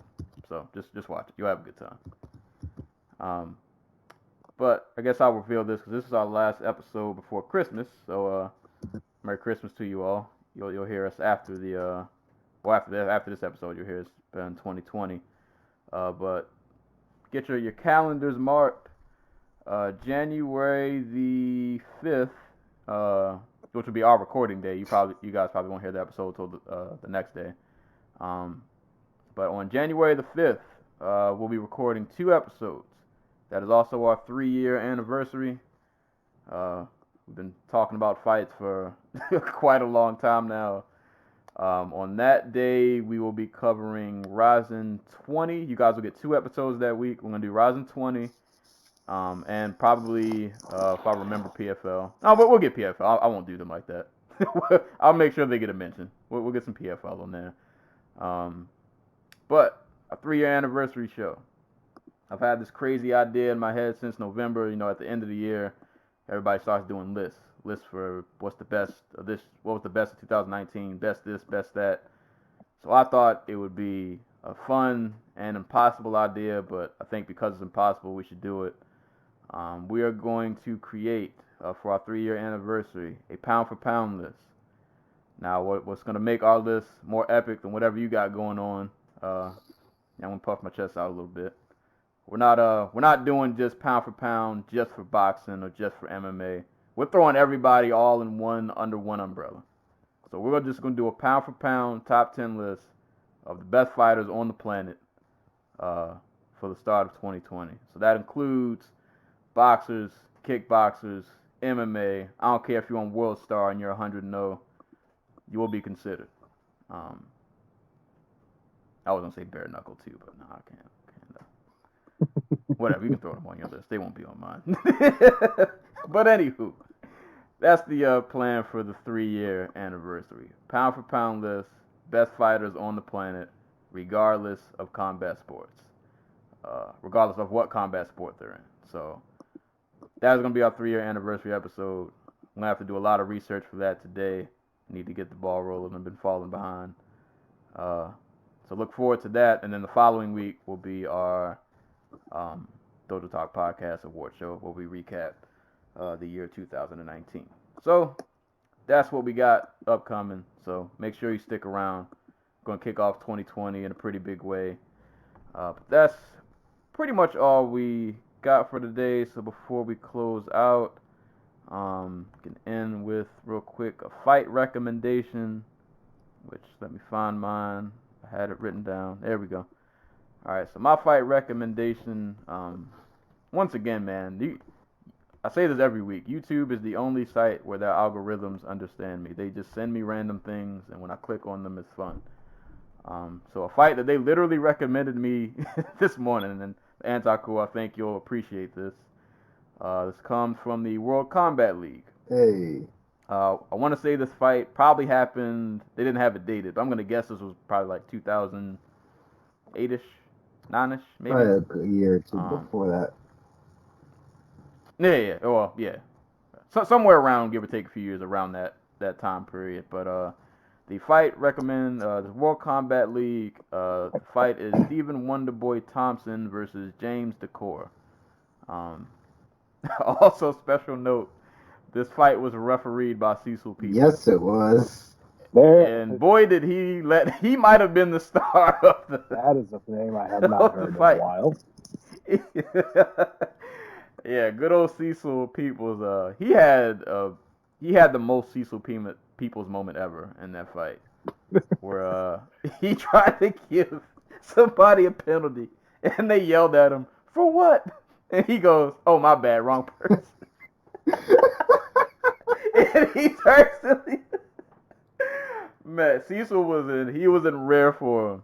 But I recommend that fight because I thought it was cool to see that the way that fight ended is literally the same combination that Wonderboy caught. Was the first guy he fought in the UFC, Dan Stigen? I don't know how to say his last name. Stigen, right? It was the exact same combination. Like literally, it was the exact same thing. But no, it was a pretty cool fight. Cool to see what a lot of these UFC guys were doing before they got to the UFC. So once again, the fight from the World Combat League. You can just type in WCL on YouTube. Stephen Wonderboy Thompson versus James Decor. All right, featuring Cecil. Right, since you went to the World Combat League, I'm gonna go to the World Combat League. Do either one of you know who Jennifer Hahn is? I do not. She is the current IBF World Women's Featherweight Champion. But she got her career started as a kickboxer fighting in the World Combat League. Oh. And in the World Combat League, she fought Team Tiger Showman, the New Jersey representatives. And she fought a woman named Muna Holland, who happens to be best friends with my aunt.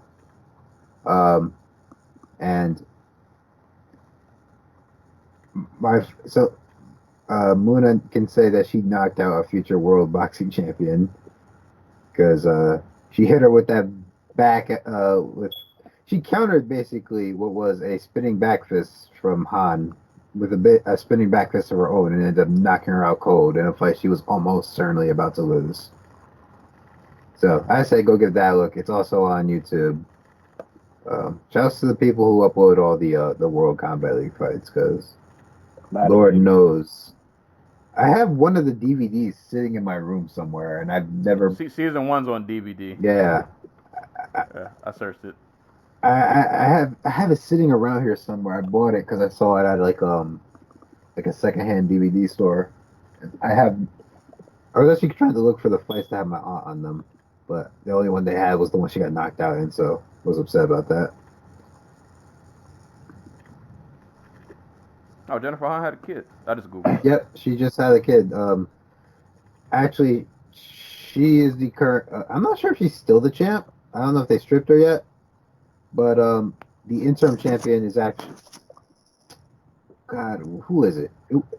Was it Heather Hardy? I want to say Heather Hardy was the one who basically took the interim championship while she was away. So I'm not sure like is she still the champ or like what's the plan for the future. No, it wasn't Heather Hardy. Who the hell was it then? It's gonna bother me because it wasn't. Was it Jelena? Not Jelena. All right, Joe, you can go ahead with your fight recommendation if you got one. Yeah, we kind of sprung this on you. Yeah. You can either Yeah, do how a about fight that, recommendation or if you. Yeah, how about that, huh? Yeah. No, like- well, I was gonna say if Yeah. you don't have a specific fight, you can just name maybe just a fighter you want people to keep an eye on if you don't have like a specific. Okay, fighter so it could be retro or it could be modern. I could just whatever. Yeah, either.